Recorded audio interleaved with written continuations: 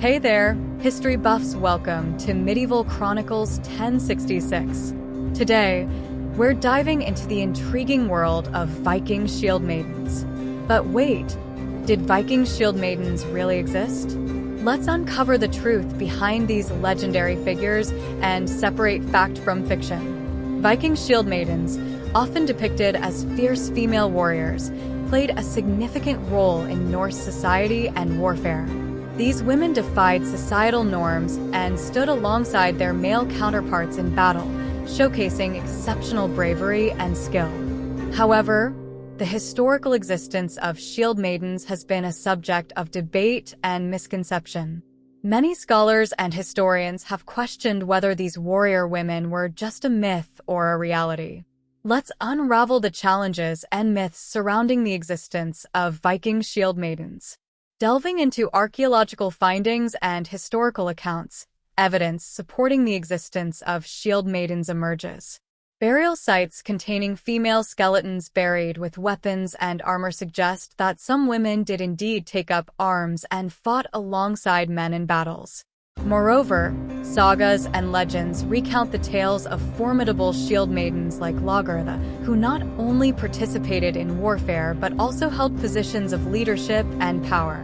These stories shed light on the significant contributions of women in Viking history. Now, let's uncover the captivating stories of famous shield maidens like Lagertha, whose legacy continues to inspire awe and admiration. These women defied societal norms, challenged gender roles, and left a lasting impact on Viking history. Their courage and strength serve as a testament to the resilience and valor of women in ancient times. In conclusion, Viking shield maidens were not merely a product of myth and legend, but actual historical figures who played a pivotal role in Norse culture. Their presence in battles, leadership positions, and folklore highlights the importance of recognizing women's contributions to history. Shield maidens symbolize the strength, determination, and empowerment of women in the Viking Age. If you found this exploration of Viking shield maidens fascinating, don't forget to hit that like button, share this video with your fellow history enthusiasts, and subscribe to our channel for more intriguing insights into the past. Stay tuned for more captivating stories from the annals of history. Thanks for watching Medieval Chronicles 1066.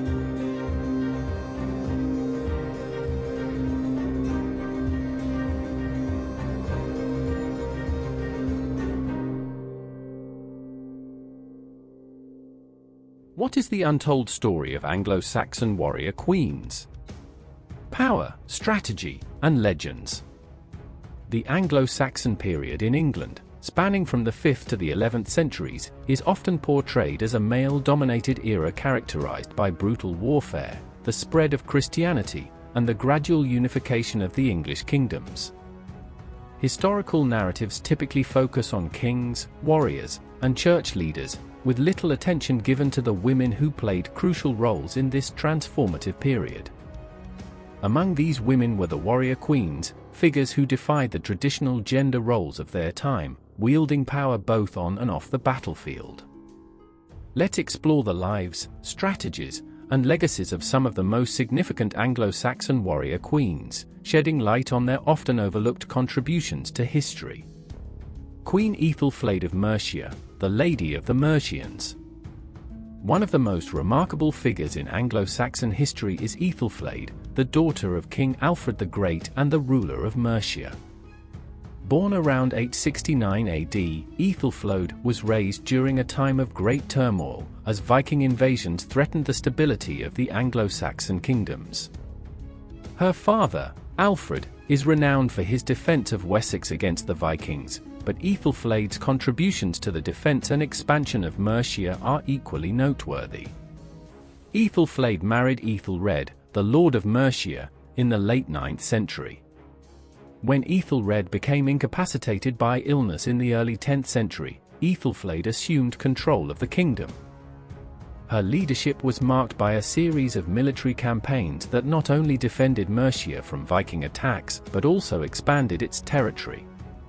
Aethelflaed was instrumental in the capture of Derby and Leicester, two of the 5 key boroughs of the Danelaw, the Viking-controlled regions of England. What sets Aethelflaed apart as a warrior queen is not only her military acumen but also her ability to maintain and strengthen alliances. She worked closely with her brother, Edward the Elder, King of Wessex, in a coordinated effort to reclaim lands from the Vikings. Aethelflaed's rule was marked by a blend of diplomacy and warfare, and her efforts significantly contributed to the eventual unification of England under Edward's son, Aethelstan. Aethelflaed's legacy is remarkable not just because she was a woman in a male-dominated society, but because she was recognized and respected as a ruler in her own right. She was referred to as the Lady of the Mercians, a title that reflects her authority and the esteem in which she was held by her people. Aethelflaed's death in 918 AD was a significant loss for Mercia, and her daughter, Elfwin, briefly succeeded her before Mercia was fully absorbed into Wessex. Queen Sainthrith of Mercia, the power behind the throne. Another powerful figure in Anglo-Saxon England was Sainthrith, the wife of King Offa of Mercia. While Sainthrith is not remembered as a warrior queen in the traditional sense, her influence over the kingdom of Mercia during the 8th century was profound. Sainthrith's story illustrates the often overlooked political power that women could wield in Anglo-Saxon society. Sainthrith was likely of noble birth, though her exact origins are uncertain. She married Offa, who became one of the most powerful kings in Anglo-Saxon history, ruling Mercia from 757 to 796 AD. Offa's reign was marked by extensive military campaigns and the consolidation of power across southern England. Sainthrith played a significant role in the administration of the kingdom, and her influence was such that she was the only Anglo-Saxon queen to have coins minted in her name. The coins bearing Sainthrith's image are a testament to her status and authority. In a period where queens were often relegated to the background, Sainthrith's depiction on currency suggests that she was recognized as a co-ruler or at least as a partner in Offa's reign. This level of public acknowledgement was rare and indicates that Sainthrith held considerable sway in the political affairs of the kingdom. Sainthrith's power extended beyond the symbolic. She is believed to have been involved in the governance of religious institutions, including the founding and endowment of monasteries. Her influence in the church, combined with her visible role in the kingdom's administration, makes her one of the most powerful and intriguing women in Anglo-Saxon history. After Offa's death in 796 AD, Sainthrith retired to a religious life, becoming an abbess. Her transition from queen to abbess reflects the dual roles that women in her position could play, as both secular leaders and spiritual figures. Sainthrith's legacy is one of political savvy and religious devotion, and her life offers a unique perspective on the role of women in Anglo-Saxon England. Queen Sixbert of Wessex, the mysterious queen regnant. Sixbert of Wessex is a lesser-known figure in Anglo-Saxon history, but her story is significant because she is the only woman recorded as ruling Wessex in her own right. Sixbert was the wife of King Cenwalh of Wessex, who ruled from 642 to 673 AD. When Cenwalh died, Sixbert assumed control of the kingdom, an unprecedented move in a society where kingship was typically reserved for men. The historical record on Sixbert is sparse, but what is known suggests that she was a formidable and determined leader. According to the Anglo-Saxon Chronicle, Sixbert ruled Wessex for about a year after her husband's death. The Chronicle states that she held the kingdom with great energy, a testament to her capability as a ruler. However, her reign was short-lived, and it is likely that she faced significant opposition from the male-dominated nobility. Sixbert's brief rule raises important questions about the nature of kingship and queenship in Anglo-Saxon England. Her ability to assume the throne, even temporarily, indicates that there was some flexibility in the succession practices of the time, particularly in cases where a strong and capable leader was needed. Sixbert's reign, though short, challenges the notion that women were entirely excluded from political power in Anglo-Saxon society. After her time as queen regnant, Sixbert's fate is unknown, and she largely disappears from the historical record. However, her story is a powerful reminder that women could and did rule in Anglo-Saxon England, even if only under extraordinary circumstances.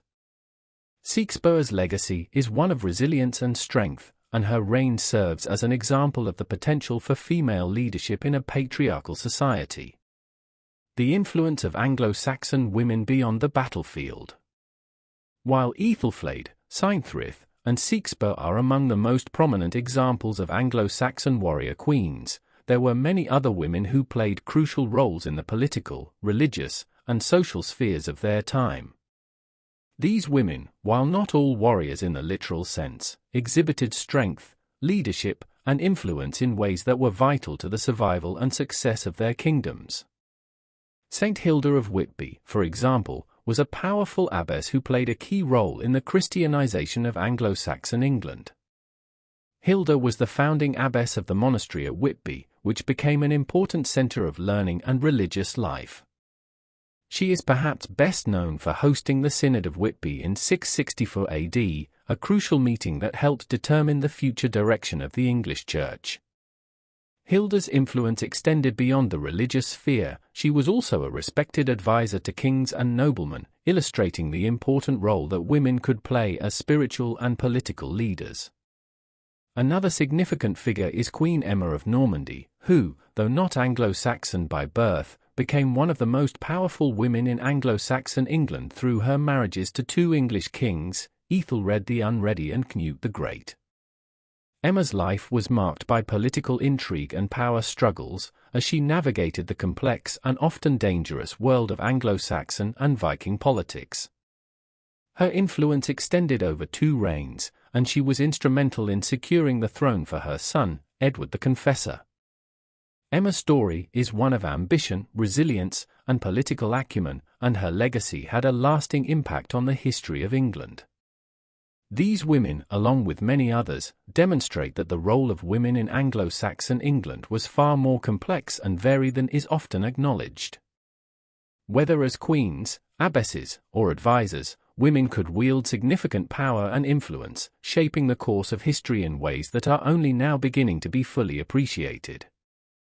The stories of Anglo-Saxon warrior queens like Ethelflaed of Mercia, Cynthryth of Mercia, and Sixburgh of Wessex challenge the traditional narratives of Anglo-Saxon history, revealing a more nuanced and dynamic picture of the past. These women, through their leadership, strategy, and resilience, played crucial roles in the defense, administration, and unification of their kingdoms. Their legacies, though often overshadowed by their male counterparts, are a testament to the power and influence that women could wield in a society that was, by and large, dominated by men. By examining the lives and contributions of these warrior queens, we gain a deeper understanding of the complexities of Anglo-Saxon society and the ways in which gender roles were both defined and transcended. These women were not merely passive figures in history, they were active participants and leaders who shaped the course of their world. Their stories deserve to be told, not just as a footnote in the annals of history, but as a central part of the narrative of Anglo-Saxon England. In telling these stories, we not only honor the memory of these remarkable women, but also challenge ourselves to reconsider the ways in which history is written and remembered. The warrior queens of Anglo-Saxon England remind us that history is not a static record of the past, but a living, evolving story that continues to shape our understanding of the present and the future. Thanks for listening. Like and comment. And please subscribe, as that will help us get more videos out to those interested in the Middle Ages. See you next time on Medieval Chronicles 1066. Stay curious.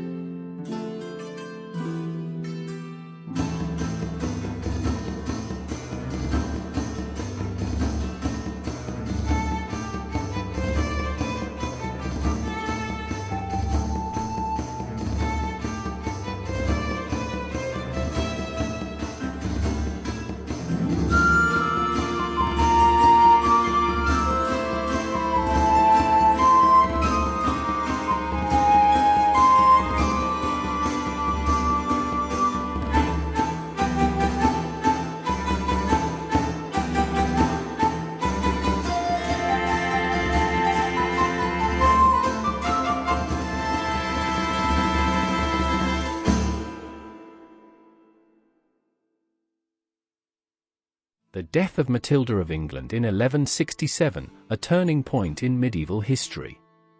Matilda of England, also known as Empress Matilda, was a pivotal figure in 12th century European politics. Born in 1102 to King Henry I of England and Queen Matilda of Scotland, she was the granddaughter of William the Conqueror and heir to the English throne. Her life was marked by political strife, dynastic ambition, and a relentless quest to assert her rights. When she died on September 10, 1167, in Rouen, Normandy, her passing marked the end of an era but left a significant legacy that shaped the future of England. Matilda's claim to the English throne was established in 1127 when her father, Henry I, designated her as his successor following the death of her brother, William Adelin, in the White Ship disaster of 1120. This move was unprecedented, as England had never been ruled by a woman, and it set the stage for a turbulent period in English history. Matilda's marriage to Henry V, Holy Roman Emperor, in 1114 earned her the title of Empress, further elevating her status in Europe. However, after Henry V's death in 1125, she returned to England, only to face the political realities of securing her inheritance. Matilda's father arranged a second marriage for her to Geoffrey Plantagenet, Count of Anjou, a union designed to strengthen her claim to the English throne through an alliance with a powerful noble house. Despite this strategic move, upon Henry I's death in 1135, a cousin Stephen of Blois quickly seized the throne, with the support of a significant faction of English nobility. Matilda's refusal to accept this usurpation led to a prolonged civil conflict known as the Anarchy, lasting from 1135 to 1153. The war was characterized by a series of sieges, battles, and shifting alliances that devastated much of England. Matilda's efforts to reclaim the throne were tenacious, but her campaign faced numerous setbacks, including her capture in 1141 and subsequent escape from the Tower of London. Despite these challenges, she maintained her position as a legitimate claimant to the throne and a formidable political force. Matilda's resilience and strategic acumen were instrumental in securing the future of her son, Henry II, who would ultimately become King of England in 1154. Her tenacity and determination to maintain her family's claim to the English crown ensured that the Plantagenet dynasty would rule for centuries. Matilda spent her final years in Normandy, where she focused on managing her estates, promoting religious institutions, and advising her son on matters of governance. Her death in 1167 at the Abbey of Notre-Dame-du-Pré near Rouen marked the end of a life characterized by ambition, perseverance, and a profound sense of duty.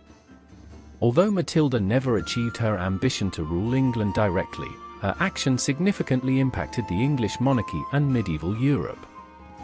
Matilda of England's death in 1167 represents more than the passing of a claimant to the throne. It marked the conclusion of a chapter in the dynastic struggles of medieval England, with her son Henry II's ascension bringing relative stability after years of conflict. Her legacy is one of strength, leadership, and the enduring impact of a woman who fought against the constraints of her time to shape the course of history. Thanks for listening. Like and comment. And please subscribe, as that will help us get more videos out to those interested in the Middle Ages. See you next time on Medieval Chronicles 1066. Stay curious.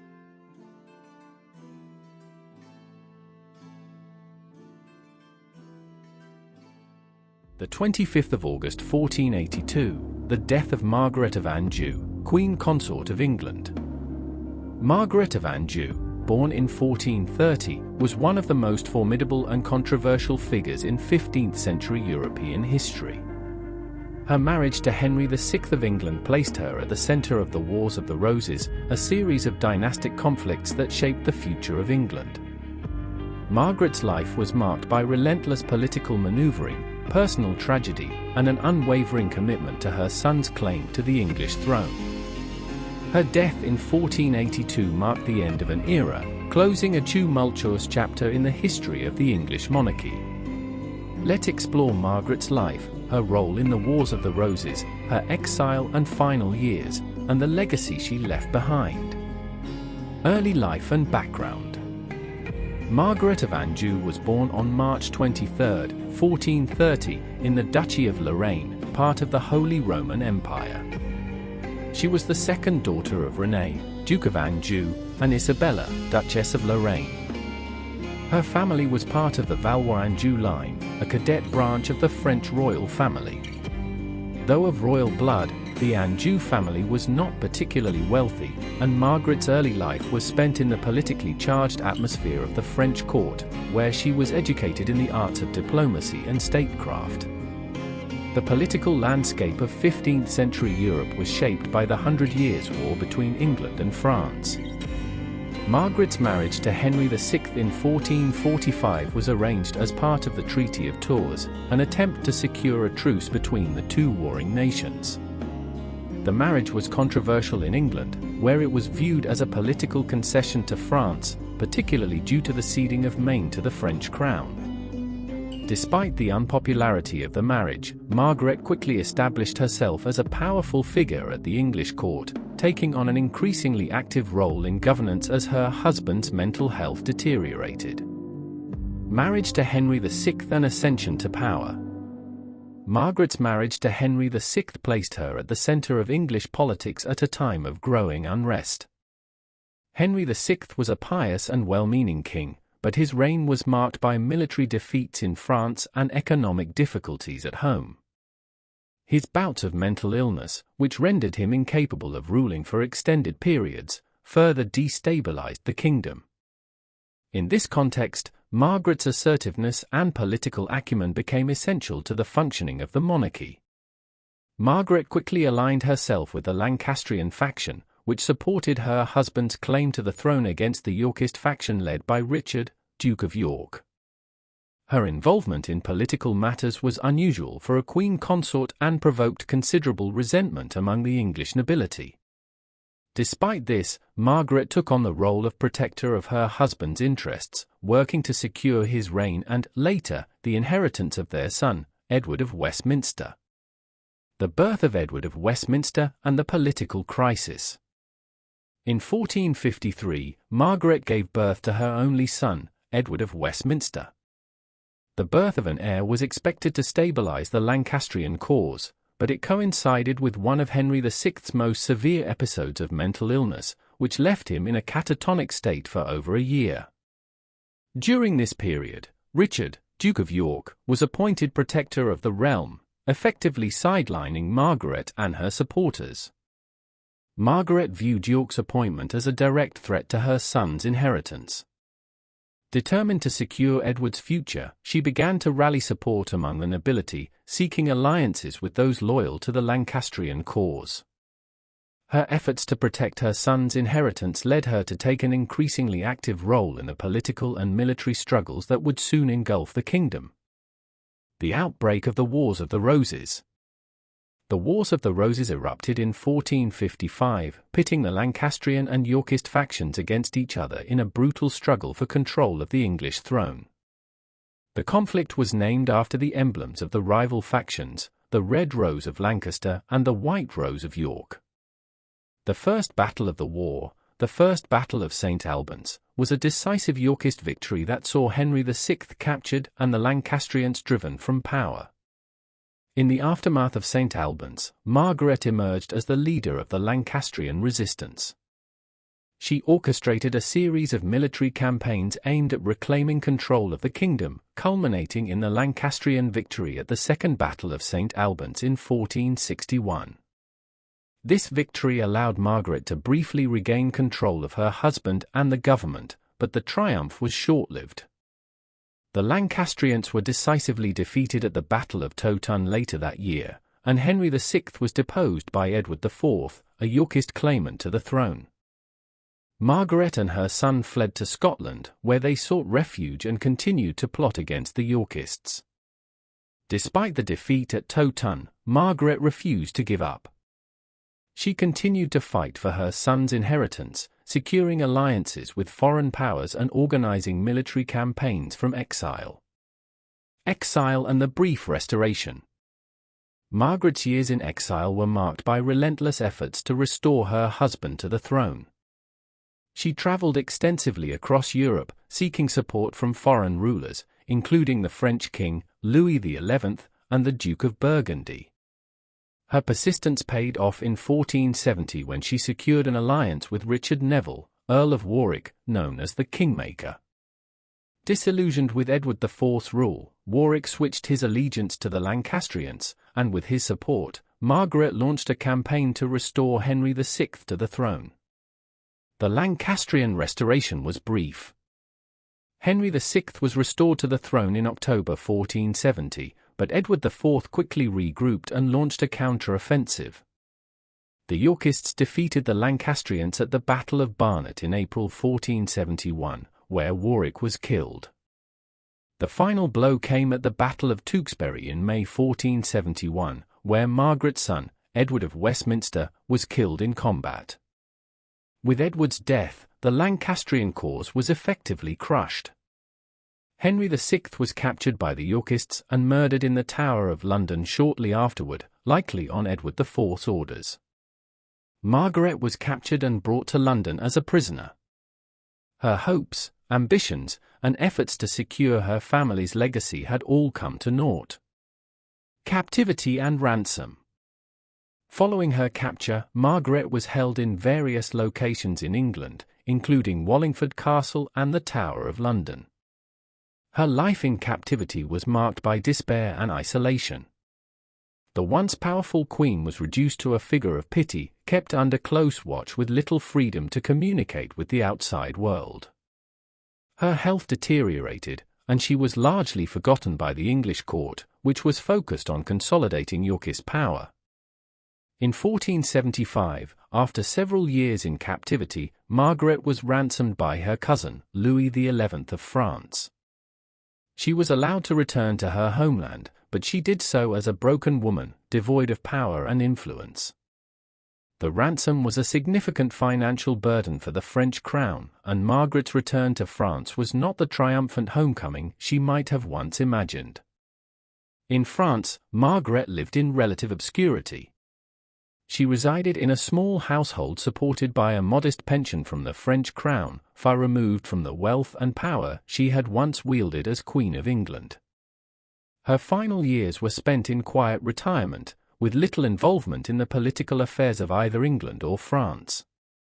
Death and burial. Margaret of Anjou died on August 25, 1482, at the age of 52. Her death was a quiet affair, far removed from the tumultuous events that had characterized her life. She was buried in Angers Cathedral in her native Anjou, far from the English court where she had once been a powerful and controversial figure. Margaret's death did not generate much attention in England, where the political landscape had shifted significantly since her downfall. By the time of her death, the Wars of the Roses had continued to rage, and the Yorkist hold on the throne was being increasingly challenged by the rising Tudor faction. As a result, Margaret's passing was largely overlooked, as England remained focused on the ongoing struggle for power. In France, Margaret's death was acknowledged with a certain degree of respect, though she was no longer the powerful queen who had once played a significant role in European politics. Her burial in Angers Cathedral was a modest affair, and there were no grand memorials erected in her honor. This subdued end to her life stands in stark contrast to the fierce and determined figure she had been during her years as queen consort. Legacy. Margaret of Anjou's legacy is complex and multifaceted.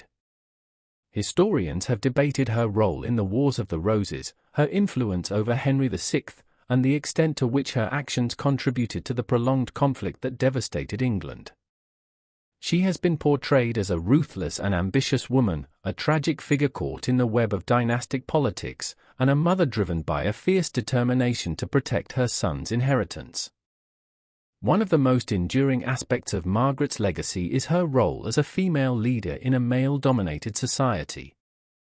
During a time when women were expected to remain in the background, Margaret broke with convention by taking an active role in political and military affairs.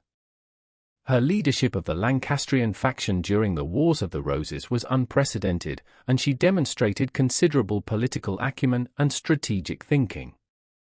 However, her assertiveness also made her a target of criticism and hostility, particularly from those who viewed her as overstepping the traditional boundaries of female power. Margaret's actions during the Wars of the Roses had a lasting impact on the course of English history.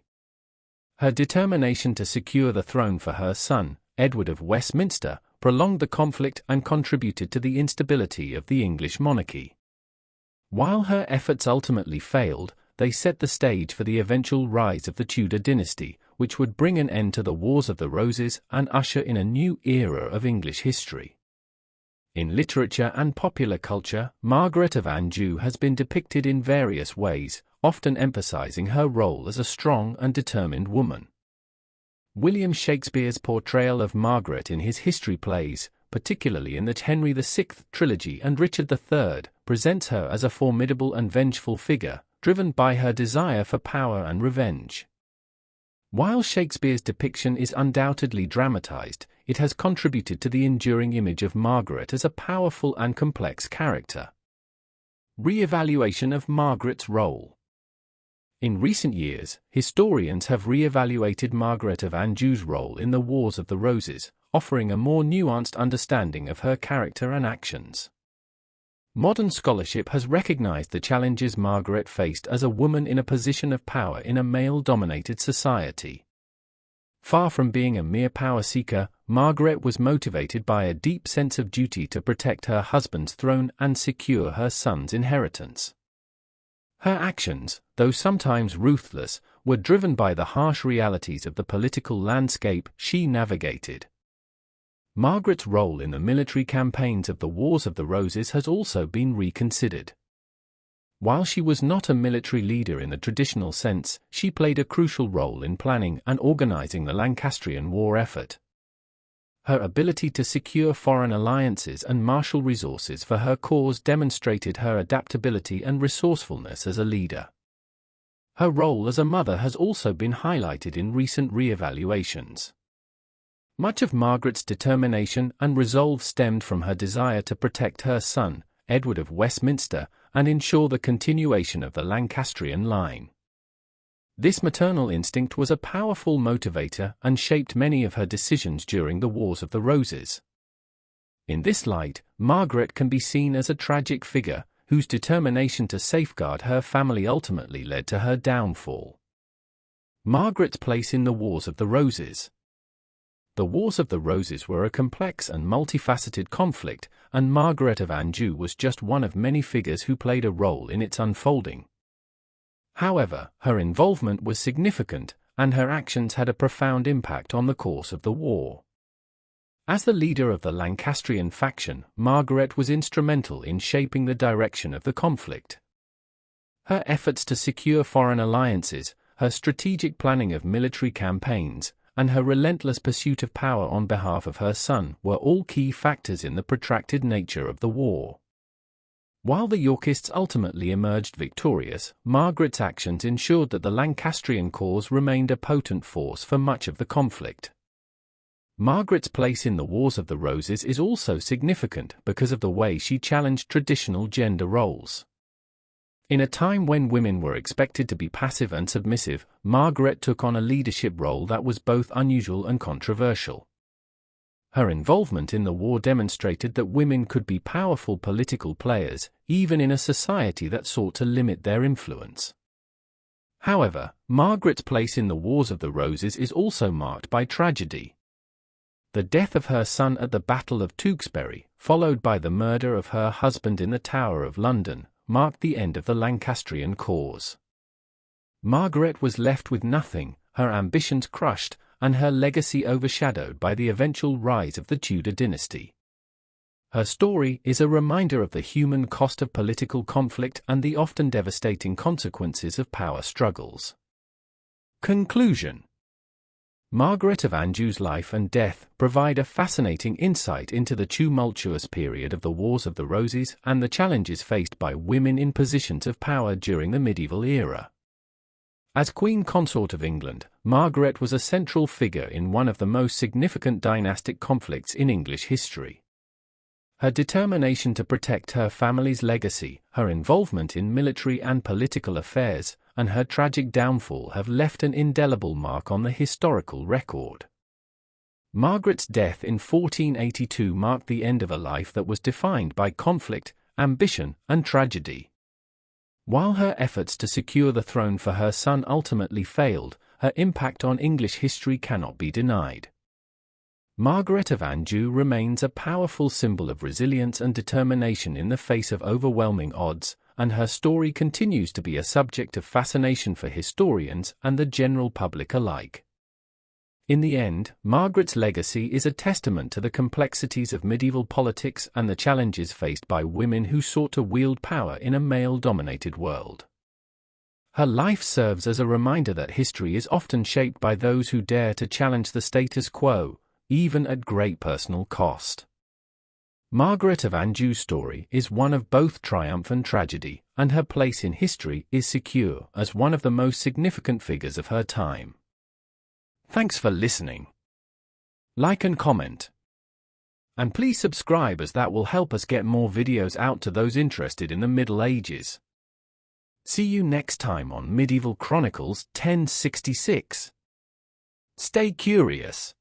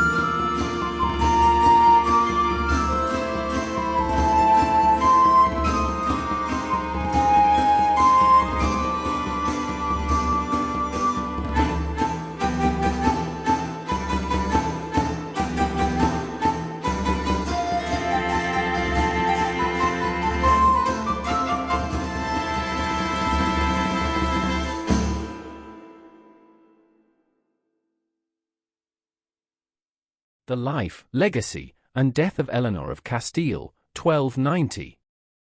Introduction. Eleanor of Castile, Queen Consort of England and wife to Edward I, remains a significant figure in medieval English history. Her life was marked by her role as a supportive and influential queen, her contributions to culture and governance, and her devotion to her family. When she died in 1290, it was not only a personal loss to her husband but also an event that reverberated across the kingdom. Edward's unprecedented act of erecting the Eleanor crosses immortalized her in both stone and memory, ensuring her legacy endured. This essay comprehensively explores Eleanor's early life, her role as a queen consort, the circumstances of her death, and the profound impact she had on English history and culture. Eleanor of Castile, Early Life and Marriage. Background and Heritage. Eleanor of Castile was born in 1241 to Ferdinand III of Castile, later canonized as Saint Ferdinand, and Joan of Ponthieu, a noblewoman of French lineage.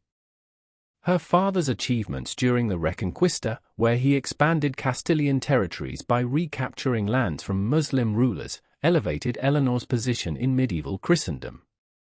Her mother's ties to France further emphasized Eleanor's role as a potential diplomatic bridge between powerful European kingdoms. Eleanor's childhood in Castile was one of privilege, but also one that prepared her for the demands of royalty. Castile at the time was a flourishing cultural hub, and Eleanor was likely exposed to its traditions of art, architecture, and literature, elements she would later introduce to England. Marriage to Edward I. In 1254, Eleanor married Edward, heir to the English throne, as part of a strategic alliance between Castile and England. The marriage took place in Burgos, with Eleanor just 13 years old and Edward 15.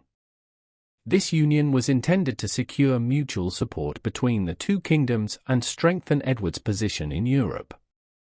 While many royal marriages of the time were purely political, Eleanor and Edward developed a deep and genuine affection for each other. Their partnership was characterized by trust, respect, and mutual support, a rarity among medieval royal couples. Eleanor brought not only her noble lineage but also her sharp intellect and administrative abilities to the marriage, proving herself an invaluable ally to Edward. Eleanor's role as queen consort. A political and administrative partner. Eleanor was not content with the traditional ceremonial role of a queen.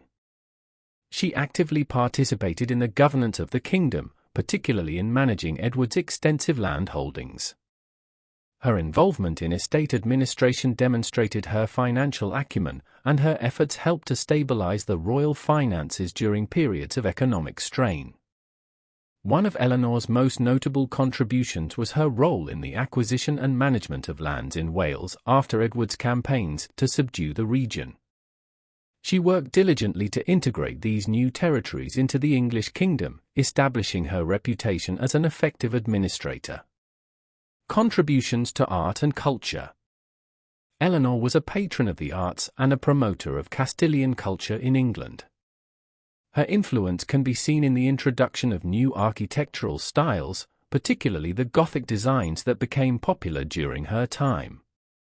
Buildings and monuments sponsored by Eleanor often featured intricate stonework and a blend of English and Castilian artistic elements. In literature, Eleanor supported writers and poets, helping to foster a vibrant intellectual culture at the English court. Her appreciation for books and manuscripts also influenced the royal library, leaving a lasting cultural impact. Family and personal life. Eleanor and Edward had 16 children, though many did not survive infancy, reflecting the harsh realities of medieval life. Among their surviving children was Edward II, who would later ascend to the throne. Eleanor's role as a mother was not merely symbolic, she was deeply involved in her children's upbringing, ensuring they were prepared for their roles in the kingdom. Her strong maternal instincts extended beyond her own children. Eleanor was known for her compassion toward others, often intervening in disputes and advocating for justice within her husband's realm. Eleanor's death and Edward's reaction. Circumstances of her death. Eleanor's health began to deteriorate in the late 1280s. In 1290, while accompanying Edward on a royal tour, she fell ill, possibly from a fever or complications related to her earlier pregnancies. She died on November 28, 1290, at Holby, a village near Lincoln.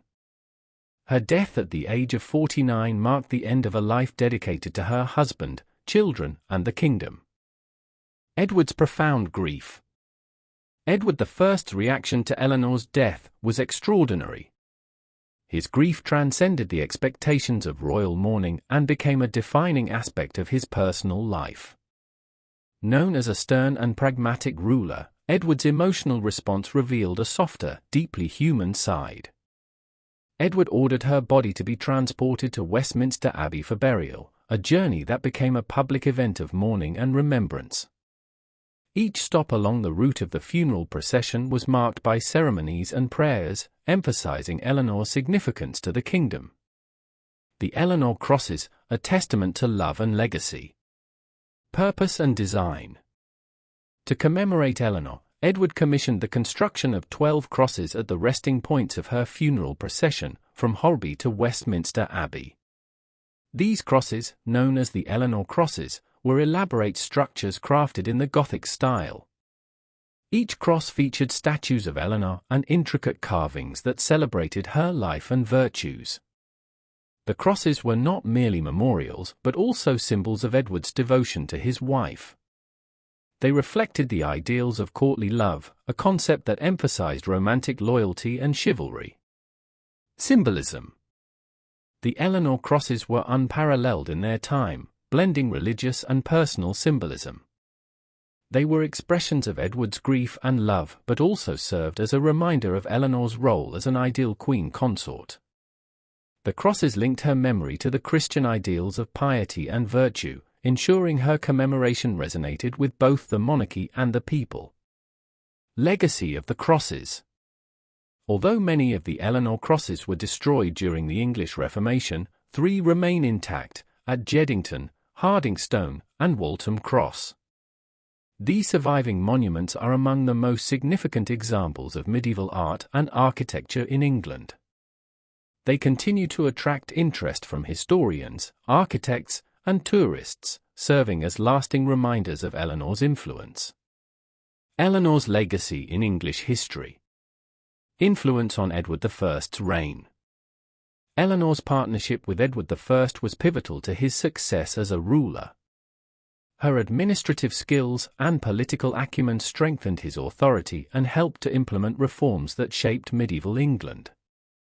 Her support during Edward's military campaigns, including the Crusades, underscored her role as a queen consort actively engaged in her husband's endeavors. Cultural and dynastic contributions. Eleanor's influence extended beyond her lifetime through her children, particularly Edward II, who carried forward the Plantagenet lineage. Her introduction of Castilian customs enriched English court culture, fostering an environment of sophistication and intellectual growth. Historical memory. Eleanor's legacy has been preserved through the Eleanor crosses, her burial at Westminster Abbey, and the enduring image of her as an exemplary queen consort. Her life has inspired countless works of art, literature, and historical analysis, reflecting her significance as a figure who bridged personal devotion and political ambition. Conclusion. The life and death of Eleanor of Castile encapsulate the complexities of medieval queenship. As queen consort of England, she was a partner, mother, administrator, and cultural patron whose influence extended far beyond her lifetime. Her death in 1290 marked the end of a remarkable era, but Edward's act of memorialization ensured her legacy would endure. The Eleanor crosses stand as timeless monuments to her memory, symbolizing the love and respect she inspired. Through her life and contributions, Eleanor of Castile remains a figure of enduring historical significance. Thanks for listening. Like, comment, and subscribe to Medieval Chronicles 1066 for more journeys back to the Middle Ages. Stay curious.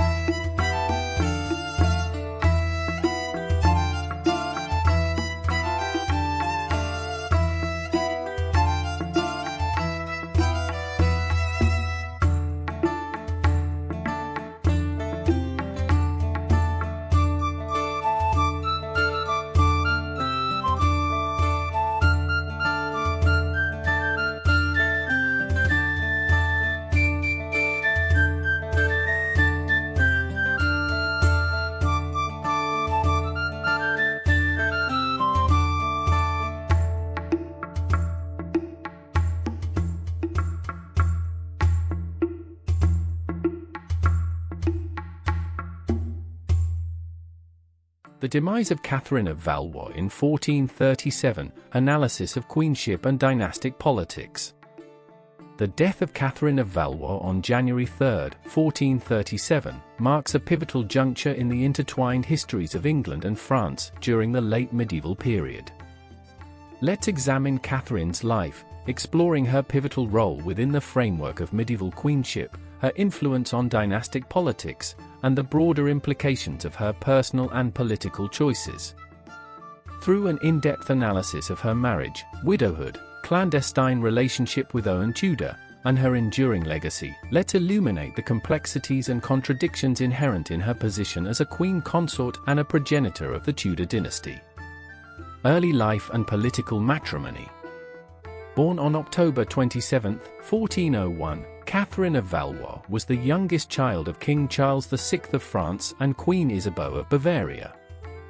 Her early years were marked by profound instability, as the Hundred Years' War ravaged France, exacerbating internal divisions and destabilizing the monarchy. The mental illness of her father and the contentious regency of her mother created an environment of political volatility, where Katherine's lineage rendered her a critical asset in European power dynamics. Her upbringing, though reflective of the constraints placed on royal women, likely equipped her with the skills of diplomacy, piety, and courtly conduct necessary for queenship. Katherine's marriage to King Henry V of England in 1420, formalized through the Treaty of Troyes, exemplifies the utilization of royal marriages as strategic instruments of statecraft.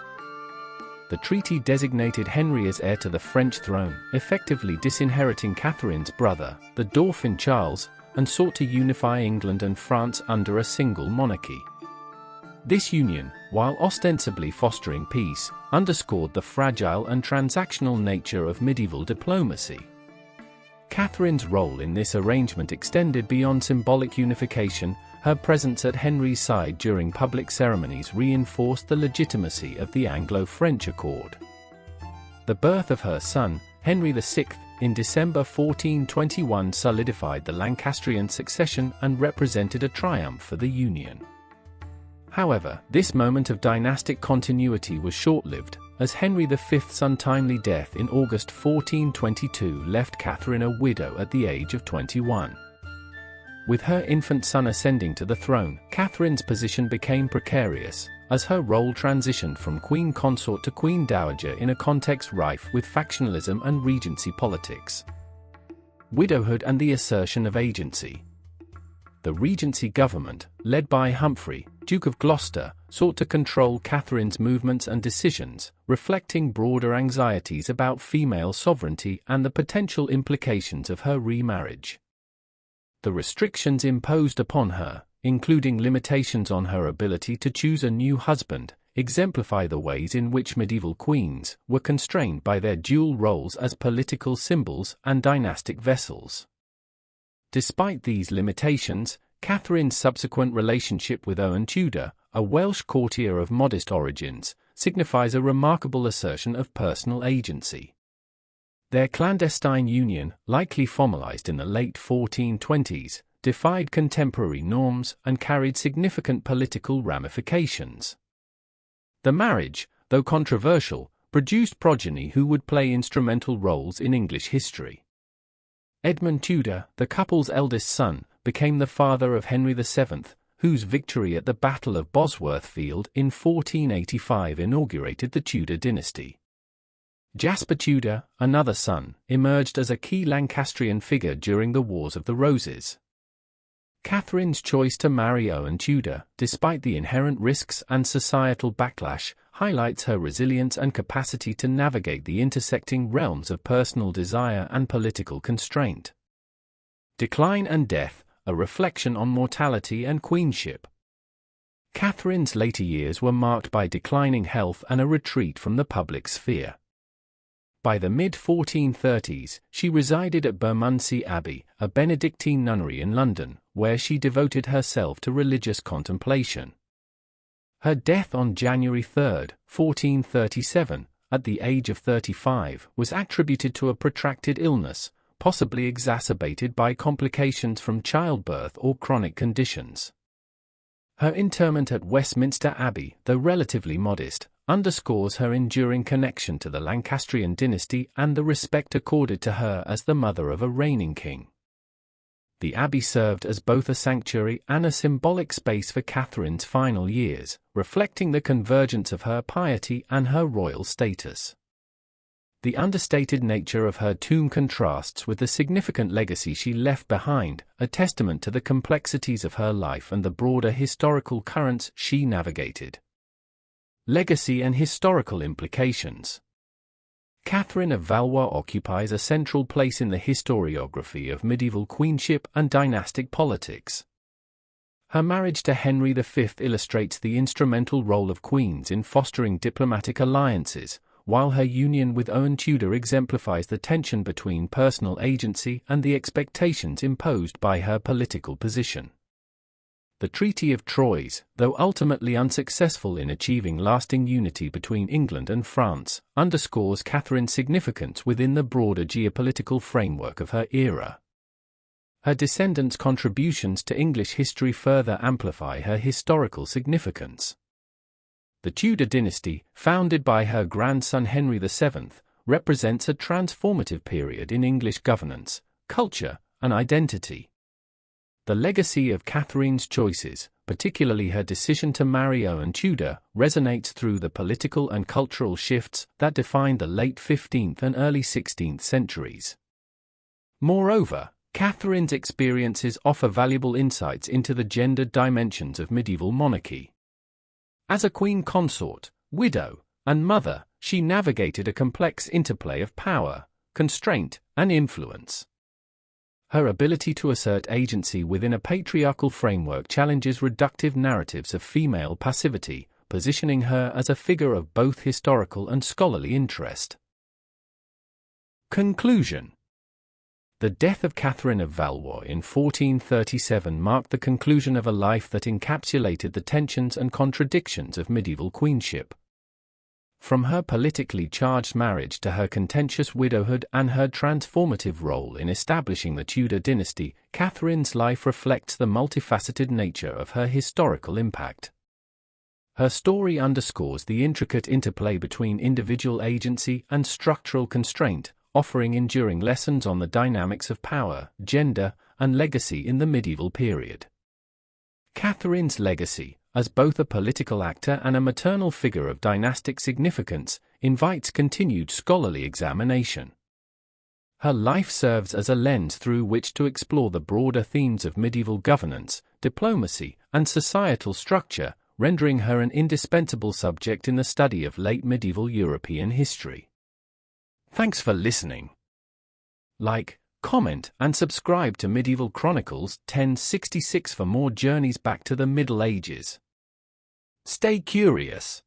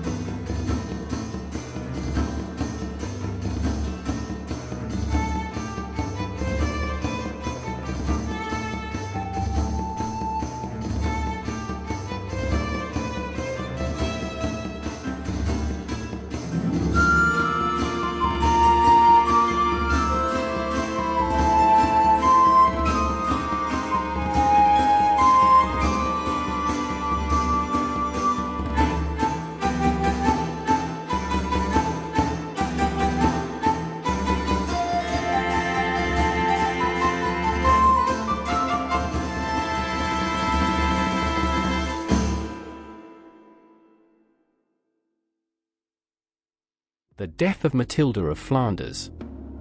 Matilda of Flanders, circa 1031 to 1083, was the wife of William the Conqueror and Queen of England, playing a pivotal role in the Norman conquest and early years of Norman rule.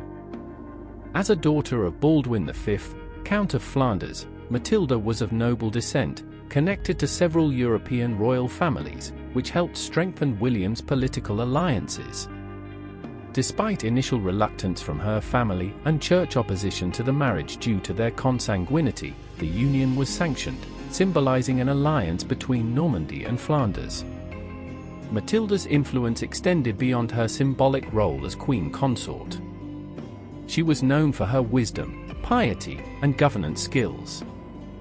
When William was away in battle, Matilda acted as regent in Normandy, effectively managing the duchy's affairs and ensuring stability in her husband's absence. She was highly respected and trusted by William, reflecting her capabilities and intelligence. Her regency demonstrated her significant role in the governance and administration of their realms, a rare responsibility for women in her time. Additionally, Matilda is traditionally associated with the commissioning of the Bayeux Tapestry, an embroidered narrative of the Norman conquest, though historical evidence for this claim is debated. If true, it illustrates her keen interest in recording and commemorating her husband's achievements. Matilda and William shared a deeply committed marriage, producing 10 children, including future kings and influential nobles.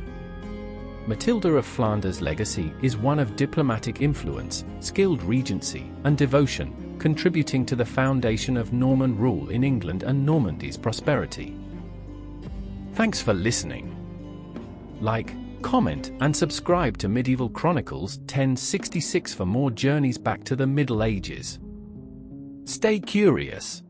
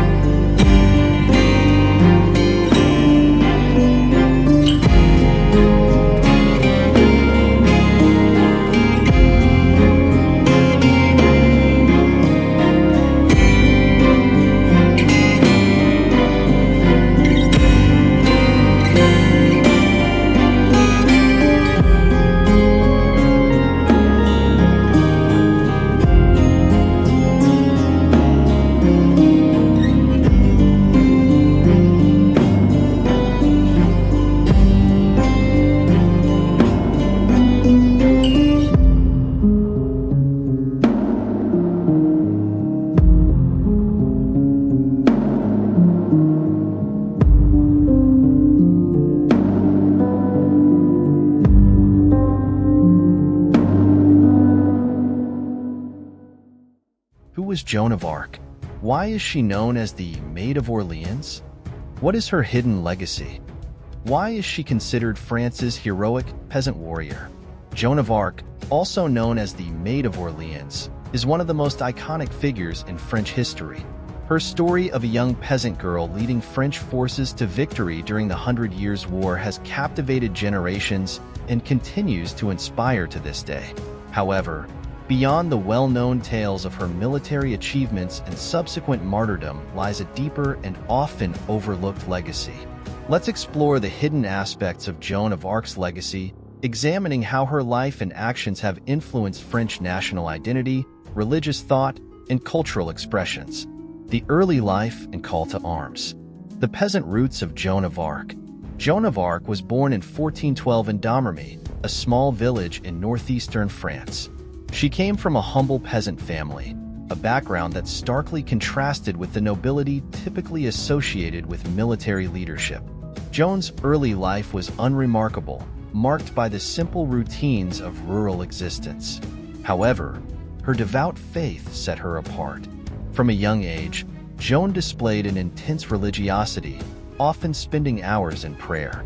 The significance of Joan's peasant origins cannot be overstated. At a time when social hierarchies were rigidly enforced, her rise to prominence challenged the norms of medieval society.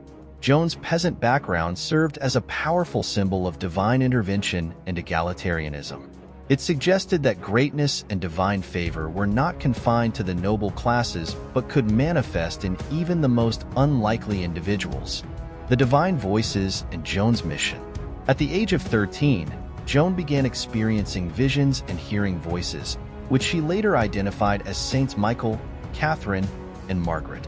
These voices instructed her to support Charles VII and help drive the English out of France. The messages were clear. Joan was to lift the siege of Orleans and ensure Charles's coronation as the rightful king of France. Joan's claims of divine guidance were met with skepticism, but she eventually gained an audience with Charles VII. Her conviction and the detailed knowledge she possessed about the Dauphin's affairs, which she could not have known through conventional means, persuaded Charles to provide her with an army. Joan's mission was not just military, but also symbolic. She embodied the belief that France was divinely ordained to be free from English rule, a concept that would resonate deeply with the French populace. Military leadership and victories. The Siege of Orleans and Joan's leadership. In 1429, Joan of Arc led French troops in a series of engagements to lift the English siege of Orleans. Her presence and leadership were pivotal in turning the tide of the siege. Joan's courage and determination inspired the French soldiers, who were initially hesitant to follow a young woman into battle. Her ability to lead troops into combat and her strategic acumen were remarkable, especially considering her lack of formal military training. The lifting of the siege was a turning point in the Hundred Years' War. It not only marked a significant military victory for the French, but also served as a powerful propaganda tool. Joan's success at Orleans galvanized French national spirit and weakened the English hold on France. The victory was seen as a divine endorsement of Charles VII's legitimacy and Joan's mission. The coronation of Charles VII. Following the victory at Orleans, Joan of Arc continued her campaign, leading French forces to further successes. Her ultimate goal was the coronation of Charles VII, which she believed was divinely ordained.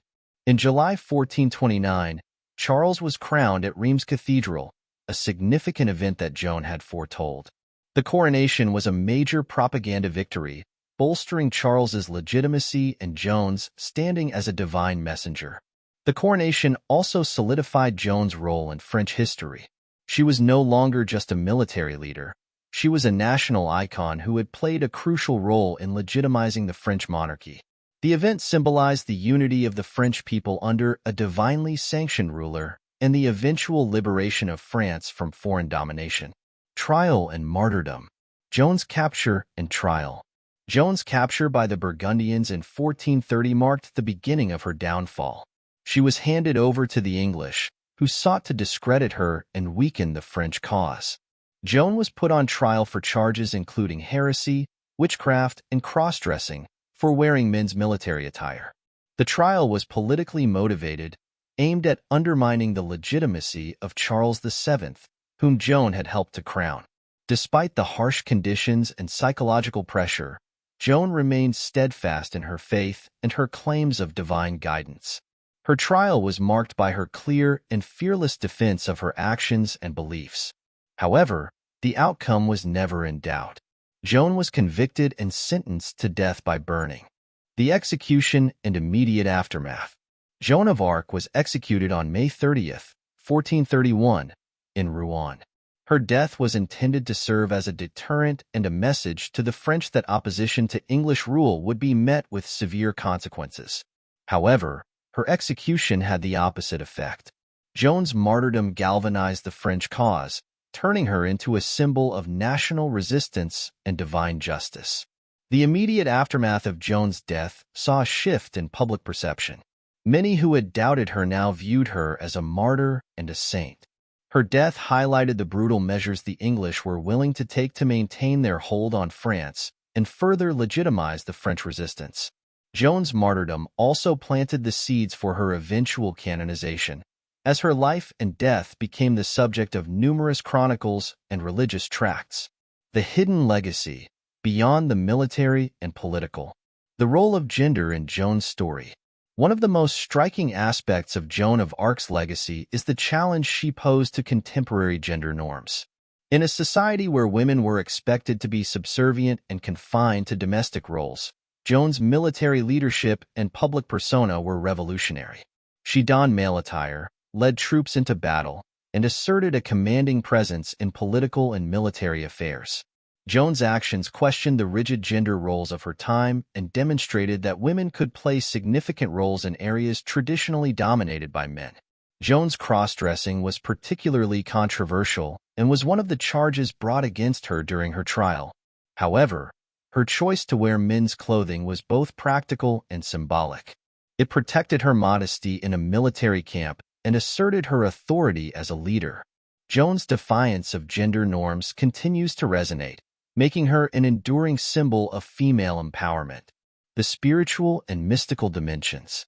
Joan of Arc's life and mission were deeply intertwined with her spiritual beliefs. Her claims of divine visions and voices were central to her identity and mission. These mystical experiences set her apart from other historical figures and contributed to her unique legacy.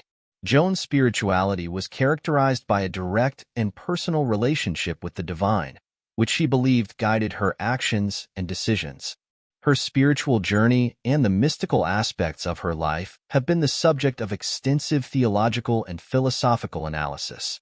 Joan's visions and voices have been interpreted in various ways, from genuine mystical experiences to psychological phenomena. Regardless of their origin, these experiences profoundly shaped Joan's sense of purpose and her unwavering commitment to her mission. The canonization and religious legacy. Joan of Arc's canonization in 1920 was the culmination of centuries of veneration and a recognition of her impact on French and Christian history. Her sainthood acknowledged not only her role as a national heroine, but also her deep faith and the religious significance of her mission. Joan became a symbol of courage, faith, and the struggle against oppression. Her canonization also highlighted the complex relationship between politics and religion. Joan's life and death were deeply political, yet her sainthood emphasized her spiritual virtues. This duality reflects the broader context of her time, where political and religious identities were often intertwined. Joan's legacy as a saint continues to inspire devotion and reverence, both in France and around the world. The cultural and artistic legacy. Joan of Arc in literature and art. Joan of Arc's story has been a rich source of inspiration for writers, artists, and filmmakers. From medieval chronicles to contemporary novels, her life has been retold and reimagined in countless ways. Notable literary works include Shakespeare's Henry VI, where she is portrayed as a complex and sometimes controversial figure, and George Bernard Shaw's play St. Joan, which presents her as a proto-feminist and visionary.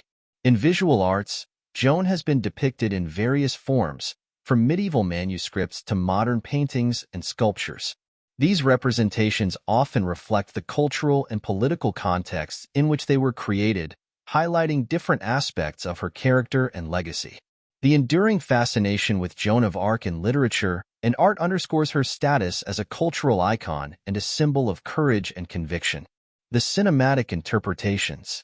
Joan of Arc's story has also been brought to the silver screen in numerous films. The silent film, The Passion of Joan of Arc, 1928, by Carl Theodor Dreyer, is considered a masterpiece of cinema, noted for its intense portrayal of Joan's trial and execution. Other notable films include Joan of Arc, 1948, starring Ingrid Bergman, and The Messenger, The Story of Joan of Arc, 1999, directed by Luc Besson. These films have explored various facets of Joan's life, from her mystical experiences to her military exploits and martyrdom.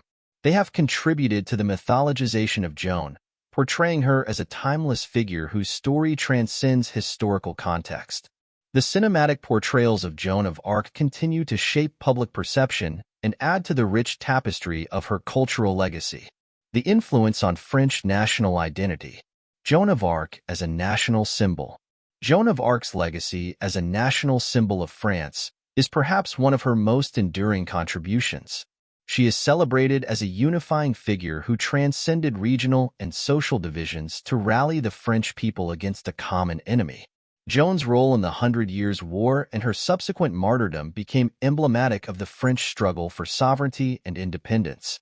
Throughout French history, Joan has been invoked during times of national crisis and renewal. During the French Revolution, she was seen as a symbol of the people's power to overthrow tyranny. In World War II, both the Free French forces and the Vichy regime claimed her legacy, demonstrating her broad appeal across political spectrums.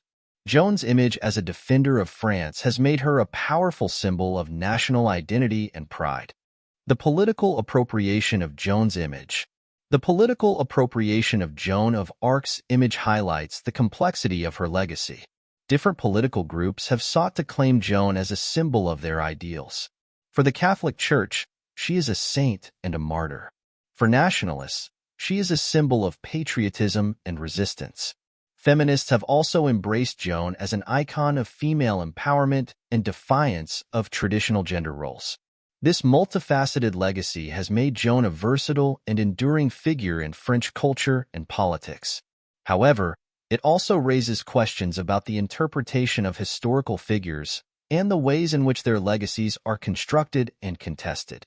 Joan of Arc's story serves as a reminder of the power of historical narratives and the importance of critically examining the ways in which they are used.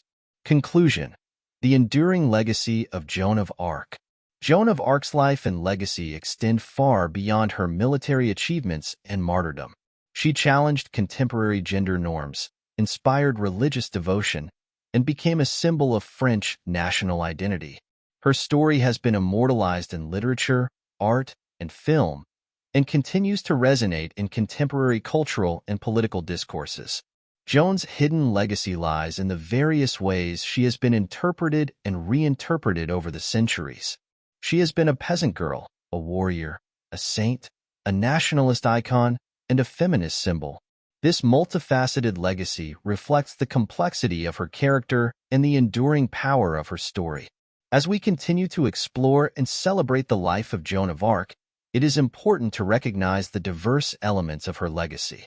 Her story offers valuable insights into the intersections of gender, religion, politics, and culture. Joan of Arc remains a powerful symbol of courage, conviction, and the human spirit, a figure whose legacy continues to inspire and challenge us today. Thanks for listening. Like and comment, and don't forget to subscribe to experience more trips to the past with us at Medieval Chronicles 1066. Stay curious.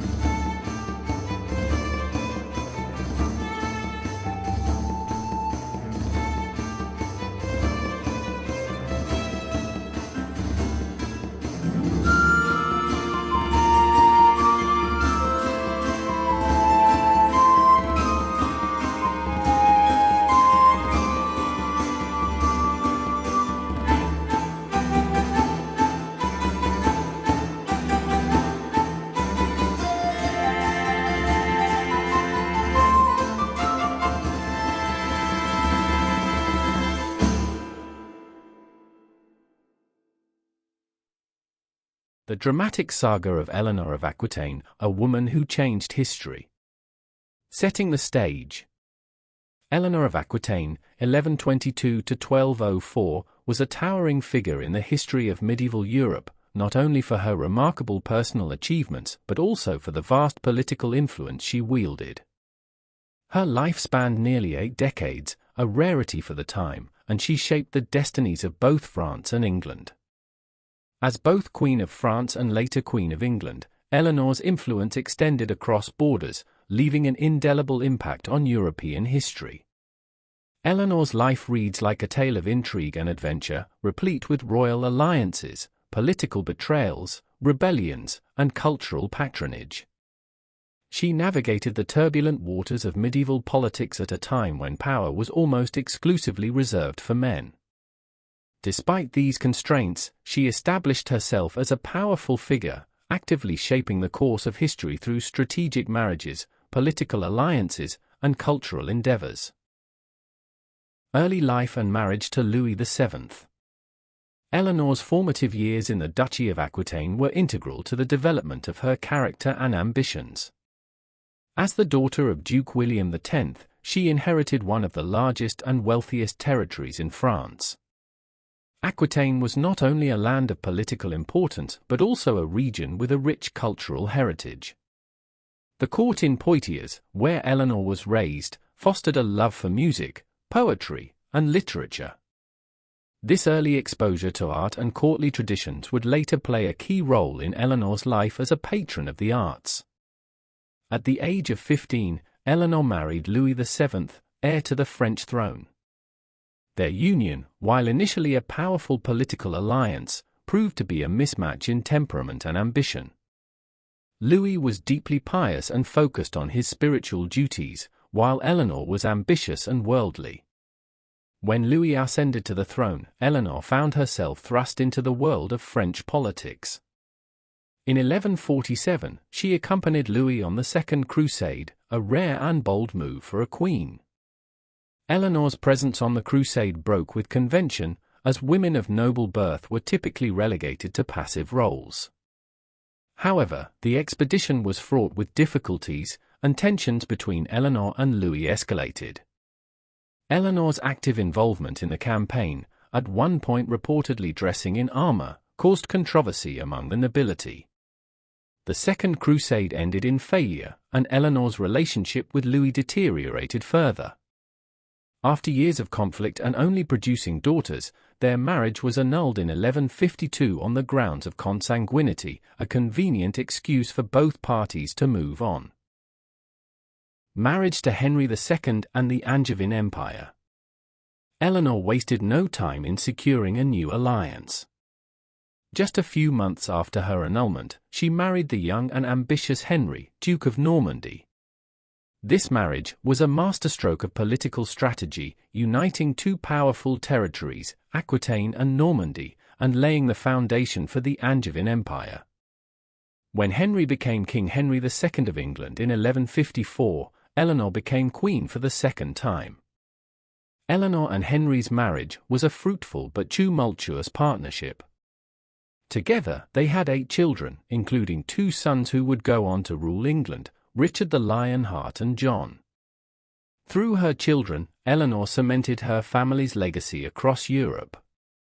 As queen, she was actively involved in the governance of the Angevin Empire, particularly in managing her own lands in Aquitaine. Her court in Poitiers became a renowned center for culture and the promotion of courtly love, attracting troubadours, poets, and musicians. However, the unity between Eleanor and Henry began to fracture over time. Henry's increasing power and infidelities created tensions within their marriage. Eleanor's independent spirit and ambition made her a force to be reckoned with, and when relations between Henry and their sons deteriorated, Eleanor found herself drawn into a web of family conflict. Rebellion and imprisonment. In 1173, Eleanor supported her sons, Henry the young king, Richard, and Geoffrey, in a rebellion against their father. Frustrated by Henry II's control over their lives and inheritance, the young princes sought to challenge his authority. Eleanor's decision to back her sons in the rebellion was a daring move, but it also reflected the strategic thinker she had become. She recognized that aligning with her sons gave her the best chance to protect Aquitaine and secure her legacy. The rebellion, however, failed. Henry II emerged victorious and, in retribution, imprisoned Eleanor. For the next 15 years, she was held in confinement, moving between various castles across England. Her imprisonment was not just a punishment but a way for Henry to neutralize her influence. Yet, even in captivity, Eleanor's spirit remained unbroken.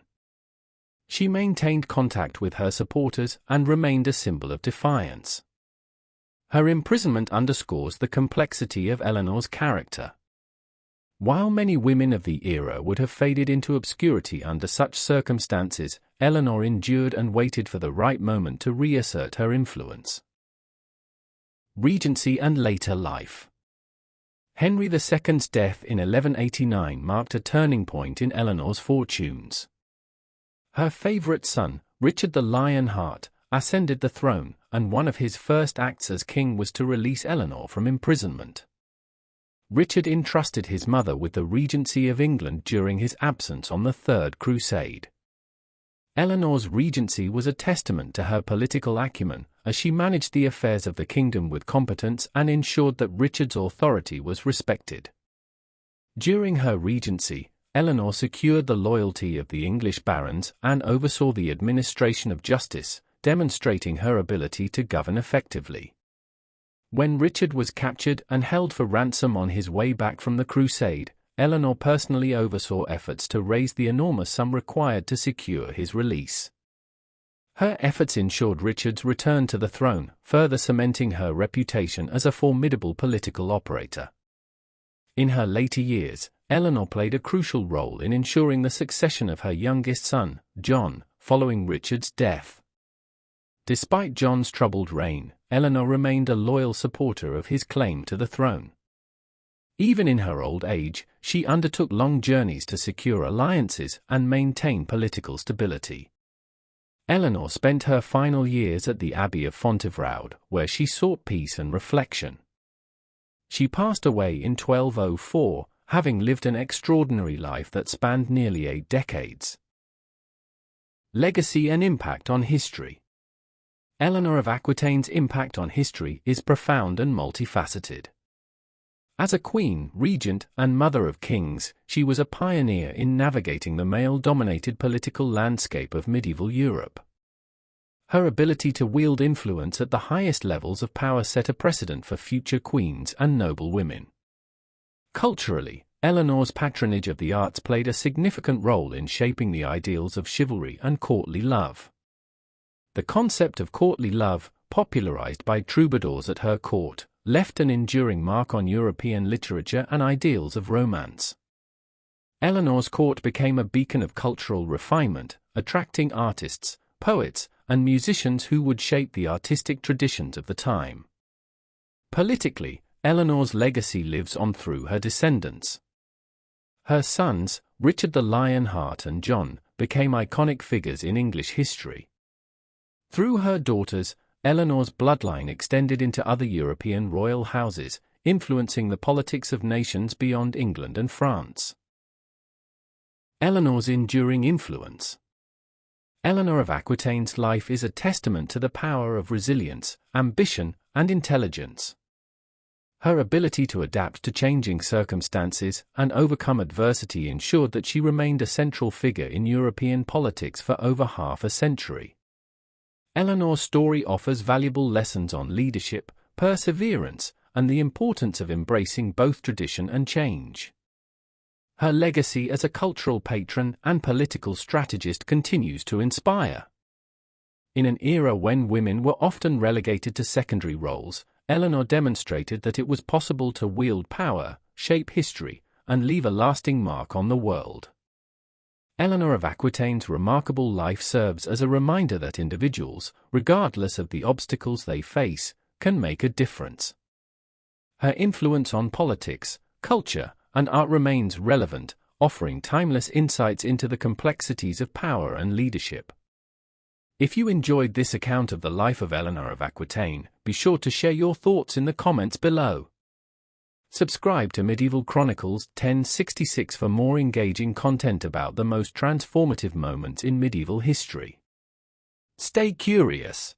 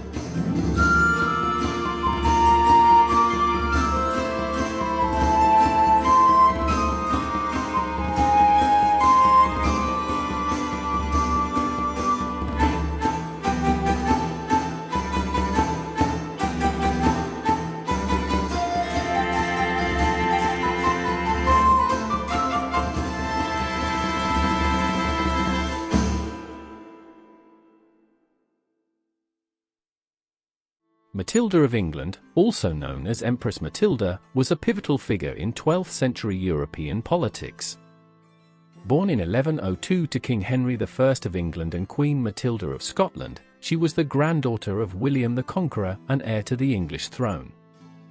Her life was marked by political strife, dynastic ambition, and a relentless quest to assert her rights.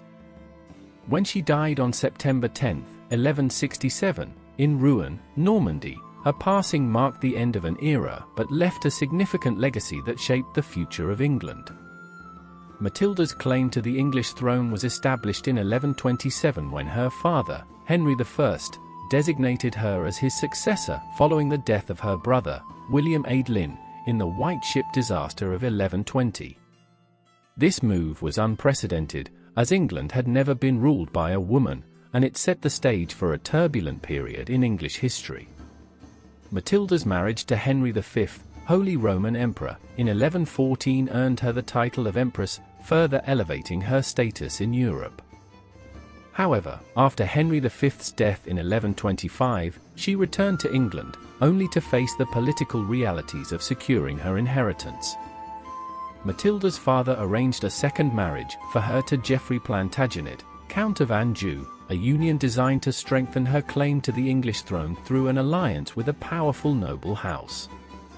Despite this strategic move, upon Henry I's death in 1135, a cousin Stephen of Blois quickly seized the throne, with the support of a significant faction of English nobility.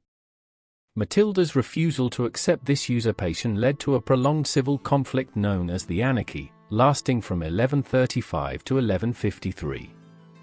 The war was characterized by a series of sieges, battles, and shifting alliances that devastated much of England. Matilda's efforts to reclaim the throne were tenacious, but her campaign faced numerous setbacks, including her capture in 1141 and subsequent escape from the Tower of London. Despite these challenges, she maintained her position as a legitimate claimant to the throne and a formidable political force. Matilda's resilience and strategic acumen were instrumental in securing the future of her son, Henry II, who would ultimately become King of England in 1154. Her tenacity and determination to maintain her family's claim to the English crown ensured that the Plantagenet dynasty would rule for centuries. Matilda spent her final years in Normandy, where she focused on managing her estates, promoting religious institutions, and advising her son on matters of governance. Her death in 1167 at the Abbey of Notre-Dame-du-Pré near Rouen marked the end of a life characterized by ambition, perseverance, and a profound sense of duty. Although Matilda never achieved her ambition to rule England directly, her actions significantly impacted the English monarchy and medieval Europe. Matilda of England's death in 1167 represents more than the passing of a claimant to the throne. It marked the conclusion of a chapter in the dynastic struggles of medieval England, with her son Henry II's ascension bringing relative stability after years of conflict. Her legacy is one of strength, leadership, and the enduring impact of a woman who fought against the constraints of her time to shape the course of history. The year 1135, Stephen crowned King of England. The year 1135 marked a pivotal moment in English history with the controversial coronation of Stephen of Valois as King of England. Stephen's ascent to the throne not only defied the established succession plan, but also plunged the country into a period of civil war and unrest known as the Anarchy. The circumstances of his coronation and its consequences reveal much about the fragile nature of royal authority in medieval England and the complexities of feudal loyalty. Stephen was the grandson of William the Conqueror and the nephew of King Henry I. Despite his royal lineage, Stephen was not the first in line for the throne. Before his death, King Henry I had named his daughter, Matilda, as his heir.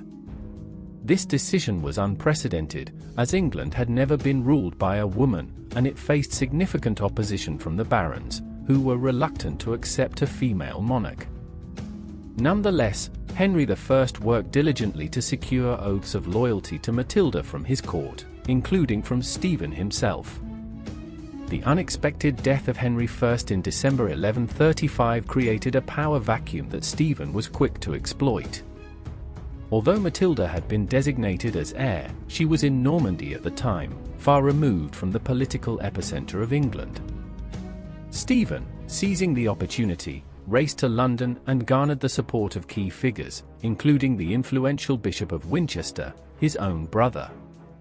By strategically gaining the backing of the church and the barons, Stephen ensured his swift coronation at Westminster Abbey on December 22, 1135. Stephen's claim to the throne rested on two main arguments. First, he argued that the majority of England's barons preferred a male ruler, which reflected the patriarchal norms of the time. Second, he relied on the backing of the church, which questioned Matilda's suitability as a ruler due to her gender and her marriage to Geoffrey of Anjou, a member of a rival dynasty. By securing the church's endorsement, Stephen legitimized his rule in the eyes of many. However, this legitimacy was far from universal. The coronation of Stephen marked the beginning of a tumultuous reign characterized by instability and conflict. Matilda, refusing to accept Stephen's usurpation, mounted a challenge to his authority. Her supporters, including her half-brother Robert of Gloucester and other powerful nobles, contested Stephen's rule, leading to a prolonged civil war. Known as the Anarchy, this period was defined by shifting alliances, widespread violence, and the breakdown of centralized authority. England descended into chaos, with local lords asserting their power and the monarchy's influence waning. Despite his initial popularity, Stephen struggled to maintain control over a fragmented and war-torn kingdom. His inability to decisively defeat Matilda's forces weakened his reign, and his concessions to the barons further eroded royal authority. The conflict eventually ended in 1153 with the Treaty of Winchester, which recognized Matilda's son, Henry, as Stephen's heir. Stephen's coronation in 1135 was both a dramatic and consequential event in English history. It highlighted the fragility of royal succession, the power of the church, and the enduring tensions within the feudal system.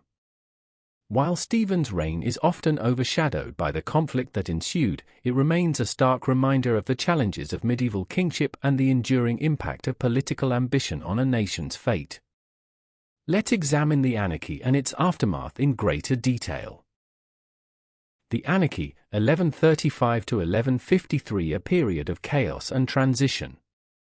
Political chaos and rivalry. The death of King Henry I of England in 1135 without a legitimate male heir plunged the realm into a period of civil war known as the Anarchy. Although Matilda had been named Henry's successor and received oaths of loyalty from the barons, her cousin Stephen of Blois seized the throne with the support of key nobles and the church. This usurpation sparked nearly 2 decades of conflict, as both claimants vied for control of England. The Anarchy exposed the fragility of feudal governance, as barons exploited the breakdown of royal authority to assert their autonomy. Chroniclers describe the period as one of widespread lawlessness and suffering. The Anglo-Saxon Chronicle famously lamented that Christ and his saints slept, highlighting the pervasive violence and despair of the time. Key events and turning points. The Anarchy was marked by shifting alliances, sieges, and dramatic episodes. In 1141, Matilda's forces captured King Stephen at the Battle of Lincoln, a victory that briefly tipped the scales in her favor. Despite this, Matilda struggled to gain widespread support. The failure of her coronation attempt in London underscored the challenges she faced as a female claimant in a patriarchal society. The Treaty of Wallingford in 1153 marked the end of the Civil War, recognizing Stephen as king but naming Matilda's son, Henry of Anjou, as his heir.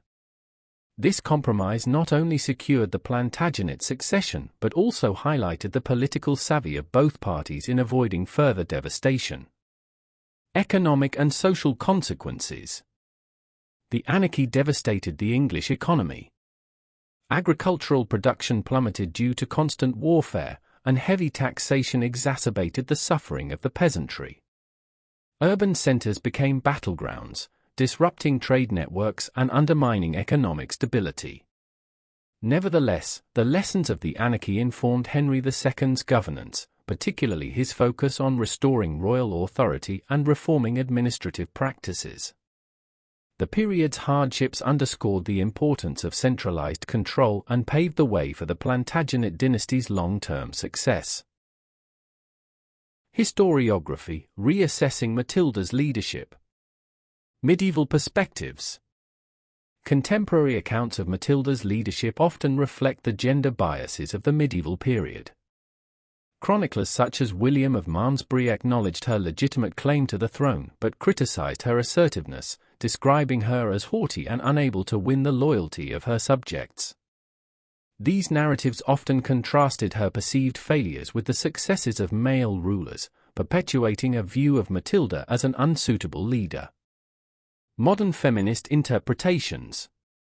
Feminist historians have re-evaluated Matilda's role, emphasizing her political acumen and resilience. Scholars such as Marjorie Shibnall highlight the systemic barriers Matilda faced and argue that her inability to secure the throne stemmed more from societal constraints than personal shortcomings. Her leadership during the Anarchy demonstrated remarkable strategic brilliance, particularly in moments like her escape from Oxford Castle. Modern scholarship reframes Matilda not as a failed monarch but as a trailblazer who challenged the patriarchal norms of her time. This reinterpretation enriches our understanding of her role in Plantagenet history and underscores the complexity of medieval power dynamics. The wider context, Angevin politics and society. The role of barons and local governance. The Anarchy highlighted the importance of baronial cooperation in maintaining political stability. The Treaty of Wallingford exemplified the need for compromise between the monarchy and the nobility, a theme that would define Plantagenet governance. This balance of power laid the groundwork for the development of institutions like Parliament, which emerged as a forum for negotiation and conflict resolution. Cultural and intellectual foundations. The 12th century was a period of cultural and intellectual flourishing. Geoffrey of Anjou's court championed chivalric ideals and promoted the arts, creating a cultural foundation that influenced the Plantagenet kings. The Angevin Empire became a center for literary and architectural innovation, reflecting the dynasty's commitment to blending tradition with progress. Broader European context. The Plantagenet dynasty's rise cannot be understood in isolation. The broader currents of medieval European politics, including the investiture controversy and the Crusades, shaped the environment in which they emerged. These events underscored the interconnectedness of European powers and highlighted the Plantagenet's ability to navigate complex alliances and rivalries. Conclusion. The origins of the Plantagenet dynasty were forged in a crucible of ambition, conflict, and resilience. Geoffrey of Anjou's strategic vision laid the groundwork for the family's rise to power, blending diplomacy, cultural innovation, and military strength. The Anarchy, despite its chaos, ultimately set the stage for the consolidation of Plantagenet rule under Henry II. Finally, the historiographical re-evaluation of Matilda's leadership highlights the enduring significance of her contributions, challenging traditional narratives and offering new insights into the complexities of medieval power dynamics. By examining the roots of the Plantagenets, we gain a deeper appreciation for the forces that shaped one of England's most influential dynasties. The challenges they overcame and the legacies they forged continue to resonate, providing a window into the political and cultural currents of medieval Europe. Thanks for listening. Like, comment, and subscribe to Medieval Chronicles 1066 for more explorations in medieval history. Stay curious.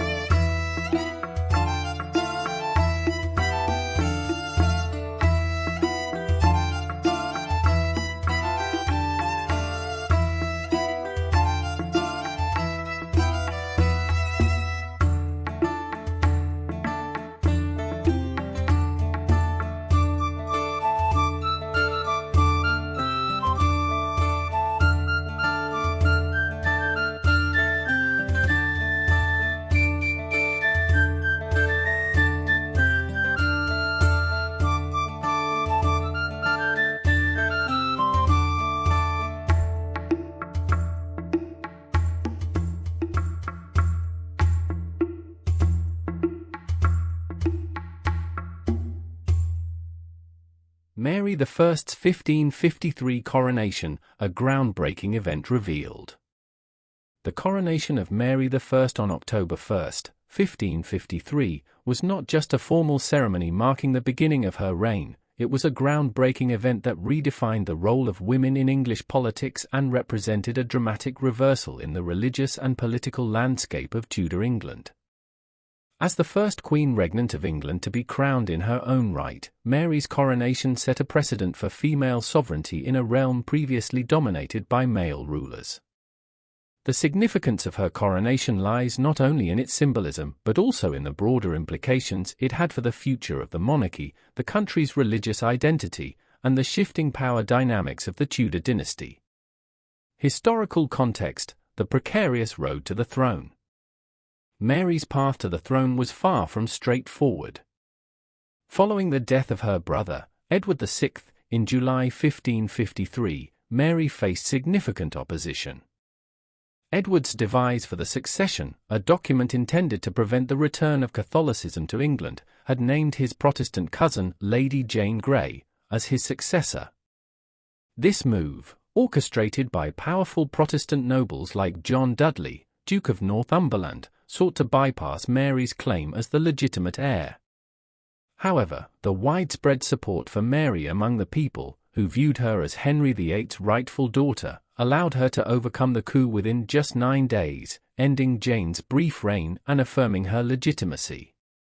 Mary's successful ascension to the throne amid such a turbulent political climate made her coronation a momentous occasion. It was more than a display of royal authority, it was a testament to her resilience and the public's willingness to accept a female monarch, albeit with apprehension about the potential restoration of Catholicism. The coronation ceremony, rituals and symbolism. Mary I's coronation ceremony was a masterful blend of traditional rituals and groundbreaking innovations. The event began with a lavish procession through the streets of London on September 30, 1553, the day before her official coronation at Westminster Abbey. Mary's entry into London was marked by extravagant displays of loyalty and support from the populace, who were eager to see their new queen. The choice of Mary's attire was particularly significant. Wearing a robe of purple velvet, a color reserved for royalty, Mary not only asserted her authority but also emphasized her legitimacy and dignity as a sovereign. Her procession included various pageants and allegorical tableaus, many of which depicted scenes of biblical and classical heroines, thereby linking Mary's rule to the virtues of wisdom, justice, and piety traditionally associated with queenship. The coronation itself adhered to many of the conventional rites used for male monarchs, but there were notable modifications to accommodate her gender. Mary was anointed and crowned by Stephen Gardiner, Bishop of Winchester, who had been one of her closest advisors and a staunch supporter of her claim. The use of the ancient coronation regalia, including the crown, scepter, and orb, signified continuity with the past. However, Mary's coronation oath reflected her intentions to reverse her brother's Protestant reforms and restore the Roman Catholic faith, setting the stage for the Marian Counter-Reformation. Innovations and precedents, a coronation like no other. Mary's coronation was groundbreaking in several ways. As the first Queen Regnant crowned in England, Mary had to navigate the challenges of establishing her authority as a female ruler in a deeply patriarchal society. The ceremonial innovations introduced during her coronation underscored her unique position. For instance, the traditional homage ceremony, where nobles would swear fealty to the monarch, had to be adjusted to reflect her gender. It was an unprecedented spectacle, male nobles kneeling before a female sovereign, affirming their loyalty and acknowledging her as their undisputed ruler. Another significant innovation was Mary's use of the title Supreme Head of the Church of England during her coronation oath. While she would later relinquish this title and restore papal supremacy, its initial inclusion highlighted the tension between her role as a sovereign and her religious convictions. The retention of this title during the coronation demonstrated that, at least ceremonially, Mary was willing to uphold the royal supremacy established by her father, Henry VIII, even as she prepared to re-establish England's ties with Rome. The impact on the English monarchy and society. Mary's coronation had profound implications for the English monarchy and society. As the first woman to be crowned as a ruling queen, she shattered the traditional gender expectations of the monarchy. While Queen's consort had been crowned alongside their husbands in the past, Mary's coronation as a queen regnant established a new precedent, paving the way for future female rulers like her sister Elizabeth I. The ceremony also sent a clear message regarding the direction Mary intended to take her kingdom. Her public embrace of Catholic symbols and rituals, coupled with her declaration to restore the old faith, marked the beginning of a brief but intense period of religious persecution known as the Marian Restoration. Her coronation thus served as a prologue to the dramatic religious and political upheavals that would define her 5-year reign. Legacy of Mary's coronation. Mary I's coronation remains one of the most historically significant events of the Tudor period. It marked a turning point in the history of female rulership in England and set a complex precedent for the role of queenship. Her coronation not only confirmed her as the rightful sovereign but also redefined the monarchy by introducing the idea that a woman could exercise the same sovereign power as a man. While Mary's reign was marred by political and religious strife, her coronation stood as a moment of triumph and vindication. It represented the culmination of her struggle to claim her rightful place and demonstrated the extent to which traditional norms could be adapted to accommodate the realities of female sovereignty. The ceremony was a blend of tradition and innovation, reflecting both the continuity of the English monarchy and the transformative potential of Mary's rule. In retrospect, Mary's coronation laid the groundwork for the acceptance of future queens regnant and reshaped the political and cultural landscape of Tudor England. It was a groundbreaking event that revealed not only the challenges of female rulership but also the strength and determination of the woman who dared to ascend the throne against all odds. Thanks for listening. Like and comment. And please subscribe, as that will help us get more videos out to those interested in the Middle Ages. See you next time on Medieval Chronicles 1066. Stay curious.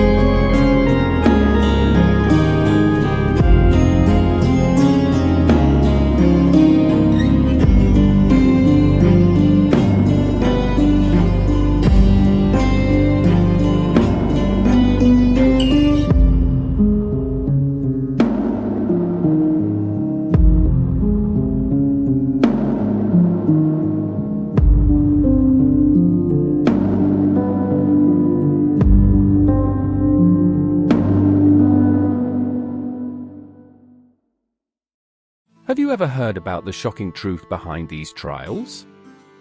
Well, buckle up, because Scotland had one of the highest rates of witch trials in Europe, and today we're going to reveal some jaw-dropping facts that will leave you speechless.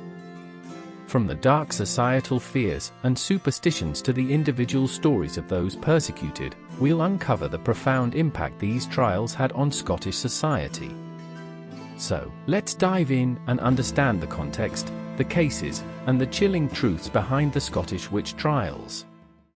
The historical context. To truly grasp the gravity of the Scottish witch trials, we must first understand the historical context of the time. The trials primarily took place between the 16th and 18th centuries, a period marked by significant social, political, and religious changes. In the late 16th century, Scotland was undergoing the Protestant Reformation, a movement that significantly altered the religious landscape. The Reformation, which sought to rid the Church of practices deemed corrupt and heretical, also heightened fears of the devil's influence. Witchcraft, seen as a direct manifestation of the devil's power, became a prime target. The Scottish Witchcraft Act of 1563 was pivotal. This legislation, enacted during the reign of Mary, Queen of Scots, made witchcraft a capital offence. The act stated, "N.A. persones accused of witchcraft or sorcery shall suffer dead." This law set the stage for over a century and a half of witch hunts and executions, fostering a climate where accusations could lead to death. King James VI, later James I of England, played a crucial role in fueling the witch hunt hysteria. His fascination with witchcraft was partly due to his personal experiences. In 1590, after a stormy voyage from Denmark, he believed witches had conjured storms to thwart his journey.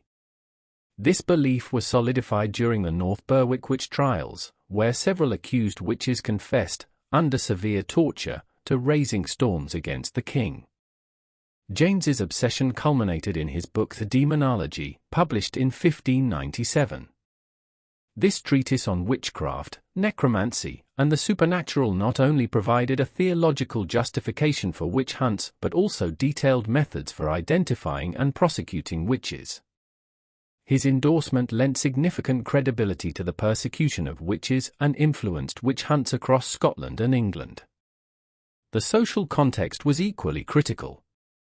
The late 16th and early 17th centuries were times of political instability and economic hardship in Scotland. Famine, disease, and poverty were rampant, creating a fertile ground for fear and suspicion. People were looking for scapegoats to explain their suffering, and accusations of witchcraft provided a convenient outlet. Additionally, it's important to note the influence of continental Europe on Scottish witch hunts. Scotland was part of a broader European trend of witch persecution. The infamous Malleus Maleficarum, or Hammer of Witches, published in 1487 by Heinrich Kramer and Jacob Sprenger, laid out a detailed guide for identifying, prosecuting, and executing witches. This book influenced witch hunts across Europe, including Scotland, and its impact can be seen in the legal and procedural aspects of the Scottish trials. Societal fears and superstitions. As we peel back the layers of history, we come face to face with the societal fears and superstitions that fueled the witch trials in Scotland. These irrational beliefs led to a frenzy of accusations and executions, creating a climate of fear and paranoia that gripped the nation. The fear of witchcraft was deeply rooted in the collective psyche of the time. Many believed that witches were in league with the devil, capable of casting curses, causing harm, and even manipulating the weather. These beliefs were often stoked by religious leaders who saw witchcraft as a direct threat to their authority and the social order. A key aspect of these fears was the belief in a maleficium, or harmful magic. Any unexplained misfortune, from failed crops to sudden illnesses, could be attributed to maleficium. This belief was compounded by the pervasive fear of the devil's influence, a theme heavily emphasized in sermons and religious teachings. In rural communities, where life was harsh and survival often depended on favorable weather and good health, the stakes were high. A bad harvest or an outbreak of disease could mean starvation or death. In such an environment, finding a scapegoat for misfortune became a way to exert some form of control over uncontrollable forces. Women, particularly those who were marginalized or lived on the fringes of society, often became easy targets. Religious leaders played a significant role in perpetuating these fears. The clergy, seen as moral and spiritual authorities, often preached about the dangers of witchcraft, linking it to the devil and eternal damnation. This preaching created a moral panic, where even the slightest suspicion could lead to accusations. The role of the witch prickers also highlights the extent of societal fear. Witch prickers were individuals who claimed to have the ability to identify witches by pricking their bodies with needles. If the accused did not bleed or feel pain, they were deemed to be witches. This practice, often motivated by financial gain, led to countless false accusations and executions. One such witch pricker was John Kincaid, whose services were in high demand during the height of the witch hunts. Kincaid traveled from town to town, conducting his grim work and profiting from the fear and paranoia that swept through communities. His methods were brutal and unscientific, yet they held considerable sway over local magistrates and the general populace. Another significant societal factor was the legal system itself. The Scottish courts operated under a legal framework that allowed for the use of torture to extract confessions. The Privy Council and local magistrates often sanctioned the use of brutal methods to force accused witches to confess to their alleged crimes. Once a confession was obtained, it was almost impossible for the accused to recant or receive a fair trial. The system was heavily weighted against the accused, perpetuating a cycle of fear and injustice. The economic motivation behind some witch hunts cannot be ignored. Local magistrates and officials often profited from the trials. The property of convicted witches was confiscated, providing financial incentives for prosecutions. Additionally, the costs of the trials, including the fees for witch prickers and the expenses of imprisonment, were often charged to the accused's family or community, creating a financial burden that fueled further accusations. Notable cases of Scottish witch trials. But it doesn't stop there. To shed light on the unjust trials and brutal punishments that were meted out to innocent individuals, we need to explore specific cases of Scottish witch trials. The stories of those who suffered during this dark period are a stark reminder of the injustices that can arise when fear and ignorance prevail. One of the most infamous cases was the North Berwick witch trials in 1590–91. This series of trials began when King James VI returned from Denmark and was caught in a severe storm. Believing the storm to be the result of witchcraft, he ordered an investigation. Agnes Sampson, a healer and midwife, was among those accused. Under torture, she confessed to summoning storms and communicating with the devil. Her trial was a spectacle, with her confession used to validate the witch hunt. She was eventually strangled and burned at the stake. Another notable case was the Great Scottish Witch Hunt of 1661–62, one of the largest witch hunts in Scotland's history. During this period, hundreds of people were accused of witchcraft across the country. The trials were characterized by intense paranoia and the use of brutal interrogation methods. Isabel Gaudy, from Aldern, is one of the most famous witches from this period. Her detailed confession included vivid descriptions of meetings with the devil, shape-shifting, and other supernatural activities. Historians believe her confessions were likely the result of coercion and torture. The case of Margaret Aitken, known as the Great Witch of Bulwery, is another tragic example. Arrested in 1597, Aitken confessed to witchcraft and, in an attempt to save her own life, agreed to identify other witches. She travelled around Scotland pointing out supposed witches, leading to numerous executions. Eventually, her credibility was questioned, and she was executed. Her case exemplifies how desperation and fear could lead to the perpetuation of witch hunts. One lesser-known but equally tragic case was that of Janet Wishart, accused in 1597. Her trial records provide a chilling account of the accusations and the process. Janet was accused of causing illness and death through witchcraft, based on testimonies from her neighbors. Despite her denials, she was found guilty and executed. Her case highlights the role of community suspicion and personal vendettas in the witch hunts. The trials in the town of Forres in 1662 provide another grim example. Janet McNichol and Isabel Gaudy were among those accused. Gaudy's confessions were incredibly detailed, describing how she and other witches transformed into animals and attended witches' sabbaths. Her vivid testimony, believed to be the result of severe torture, fueled the frenzy of accusations. The Forres trials led to numerous executions and are remembered as one of the most brutal episodes in Scottish witch-hunting history. A particularly haunting case is that of Bessie Dunlop, who was tried in 1576. Bessie was known as a healer and a wise woman in her community. She claimed to receive her knowledge from a spirit named Thomas Reed, who had died at the Battle of Pinkie Cleugh. Despite her attempts to use her abilities for good, she was accused of witchcraft. Her trial records show how her supposed communication with spirits was interpreted as evidence of witchcraft.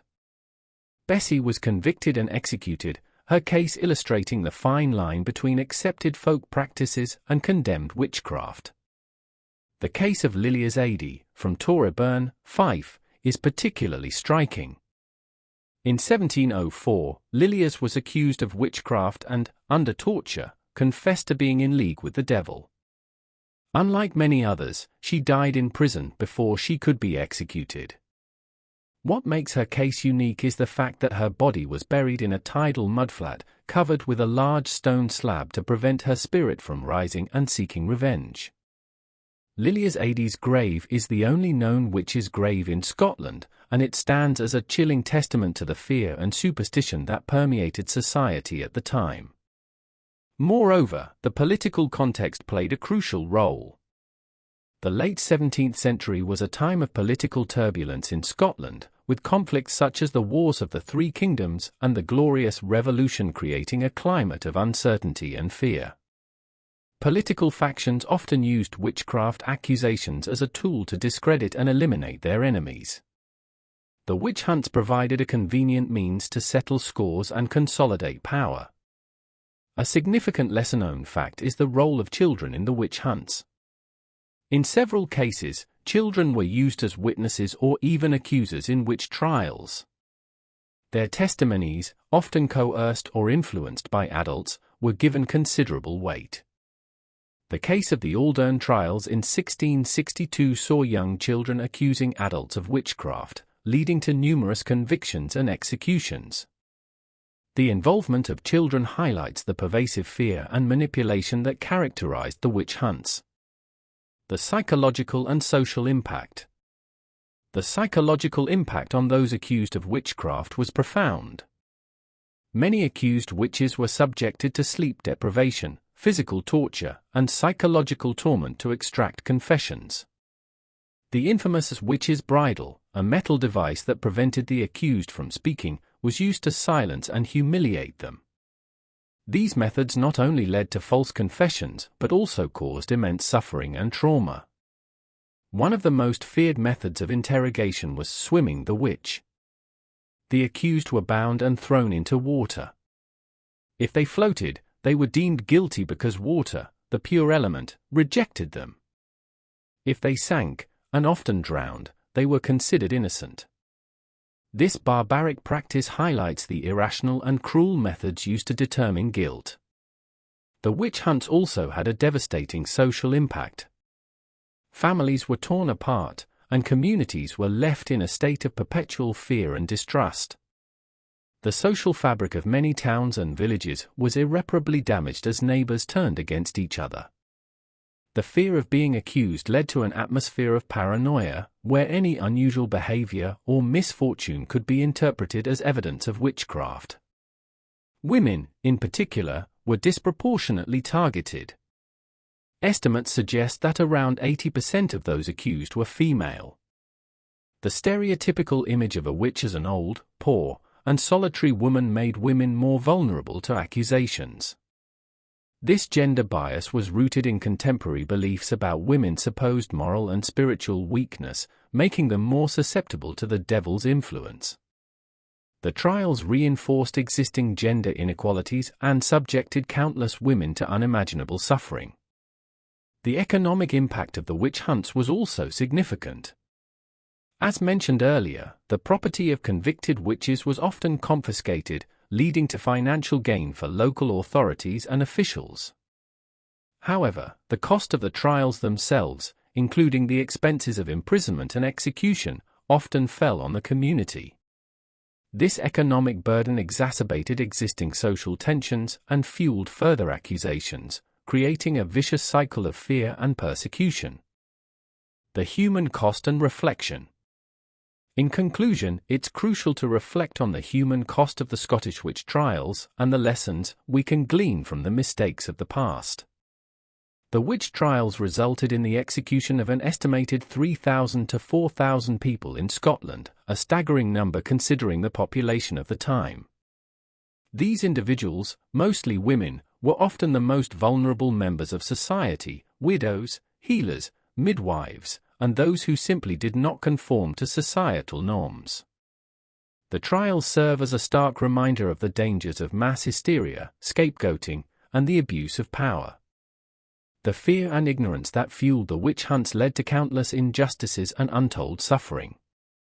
Innocent people were tortured, executed, and had their lives and reputations destroyed based on little more than superstition and suspicion.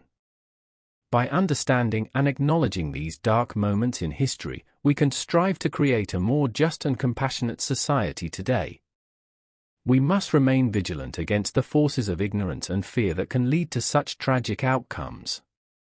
Education and critical thinking are essential tools in combating the kind of mass hysteria that led to the witch trials. It's our responsibility to ensure that such injustices are never repeated. The Scottish witch trials also highlight the importance of legal protections and the need for due process. The lack of fair trials and the use of torture to extract confessions were significant factors in the wrongful convictions and executions. Modern legal systems must uphold the principles of justice and human rights to prevent similar injustices. Furthermore, the witch trials remind us of the dangers of othering and scapegoating marginalized groups. Throughout history, societies have often targeted those who are different or do not conform to the norm, whether due to their gender, race, religion, or social status. The witch hunts are a stark example of how fear and prejudice can lead to the persecution of the innocent. In reflecting on this dark chapter, it's also important to honor the memory of the victims. In recent years, there have been efforts in Scotland to acknowledge the injustices of the past. Memorials and historical markers have been erected to commemorate those who were accused and executed for witchcraft. These efforts serve as a reminder of the importance of historical memory and the need to confront and learn from our past. As we conclude our exploration of the Scottish witch trials, let us remember the human cost and strive to build a society where justice, compassion, and understanding prevail. By learning from history, we can work towards a future where fear and ignorance no longer lead to such tragic outcomes. Before we wrap up, I want to encourage you to engage with this topic further. If you found this information intriguing, make sure to like the video, subscribe for more captivating historical content, and don't forget to share your thoughts or experiences in the comments below. Your voice matters, and I can't wait to hear what you have to say. Thank you for joining me on this journey through the shocking truth behind the Scottish witch trials. Until next time, this is Medieval Chronicles 1066, signing off.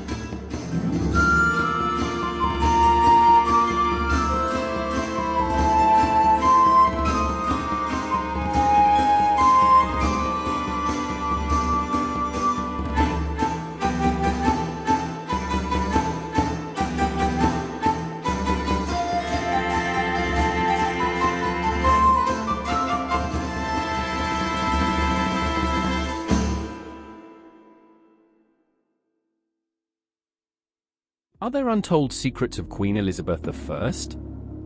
Welcome to Medieval Chronicles 1066, where we uncover the hidden stories of history's most fascinating figures. Today, we contemplate the untold secrets of one of England's most iconic monarchs, Queen Elizabeth I. Early life, danger and uncertainty. Born in 1533, Elizabeth's early life was fraught with danger and uncertainty. As the daughter of Henry VIII and Anne Boleyn, her legitimacy was constantly questioned. Her mother was executed when Elizabeth was just 2 years old, and she was declared illegitimate. The young princess was moved from court to court, under the care of various guardians, always under the shadow of political intrigue and instability. Elizabeth's half-brother, Edward VI, reigned briefly before his death in 1553. His passing led to the tumultuous reign of her half-sister, Mary I, a devout Catholic who saw Elizabeth, a Protestant, as a threat. Elizabeth was imprisoned in the Tower of London by Mary, accused of being involved in a rebellion against the crown. Despite the constant threat of execution, Elizabeth's resilience and intelligence were evident even in her youth. She navigated the treacherous waters of her sister's reign with caution and poise, biding her time until she could ascend to the throne. Ascending to the throne, navigating religious strife. Elizabeth became queen in 1558, inheriting a kingdom divided by religious strife. Her reign, known as the Elizabethan era, was marked by political savvy and a delicate balance between Protestant and Catholic factions. Elizabeth adopted a moderate religious policy, the Elizabethan religious settlement, which established the Church of England and sought to appease both sides. However, maintaining this balance required constant vigilance and maneuvering. Behind the scenes, Elizabeth's court was a web of intrigue and espionage. The Queen employed a network of spies to monitor threats to her rule, both domestic and foreign.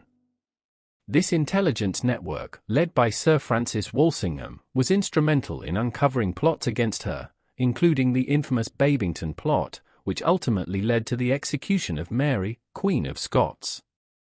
The Virgin Queen, a political strategy. Elizabeth famously never married, earning her the title of the Virgin Queen.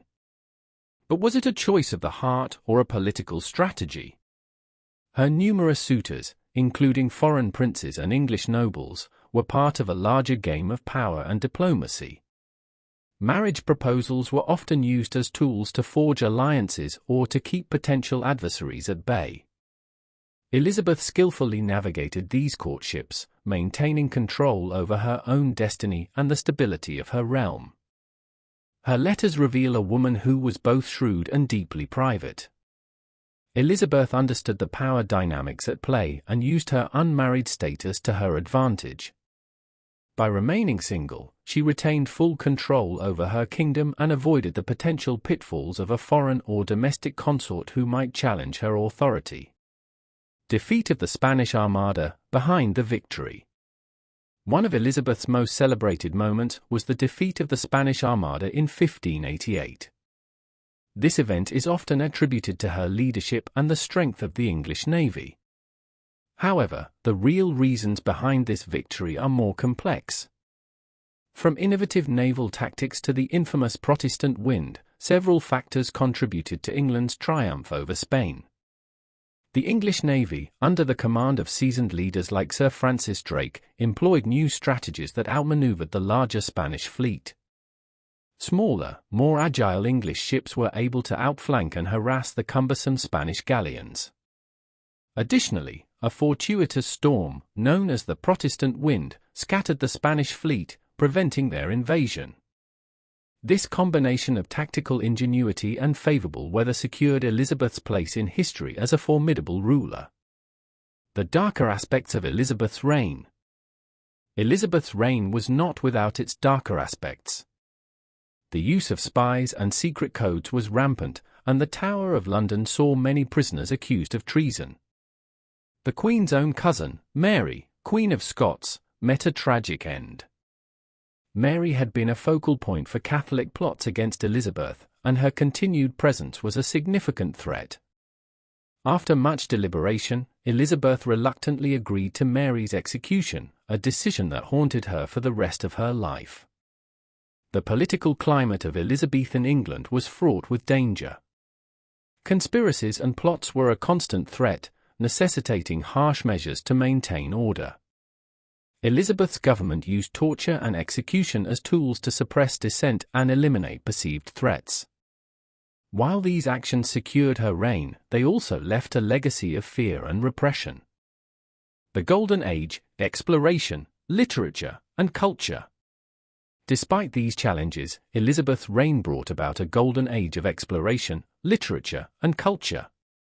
The Elizabethan era saw the rise of figures like William Shakespeare, Christopher Marlowe, and Sir Walter Raleigh. The Queen's support of the arts and exploration helped foster an environment of creativity and discovery that would leave a lasting impact on England and the world. Elizabeth's patronage of the arts led to a flourishing of English drama and poetry. Playwrights like Shakespeare and Marlowe created works that are still celebrated today.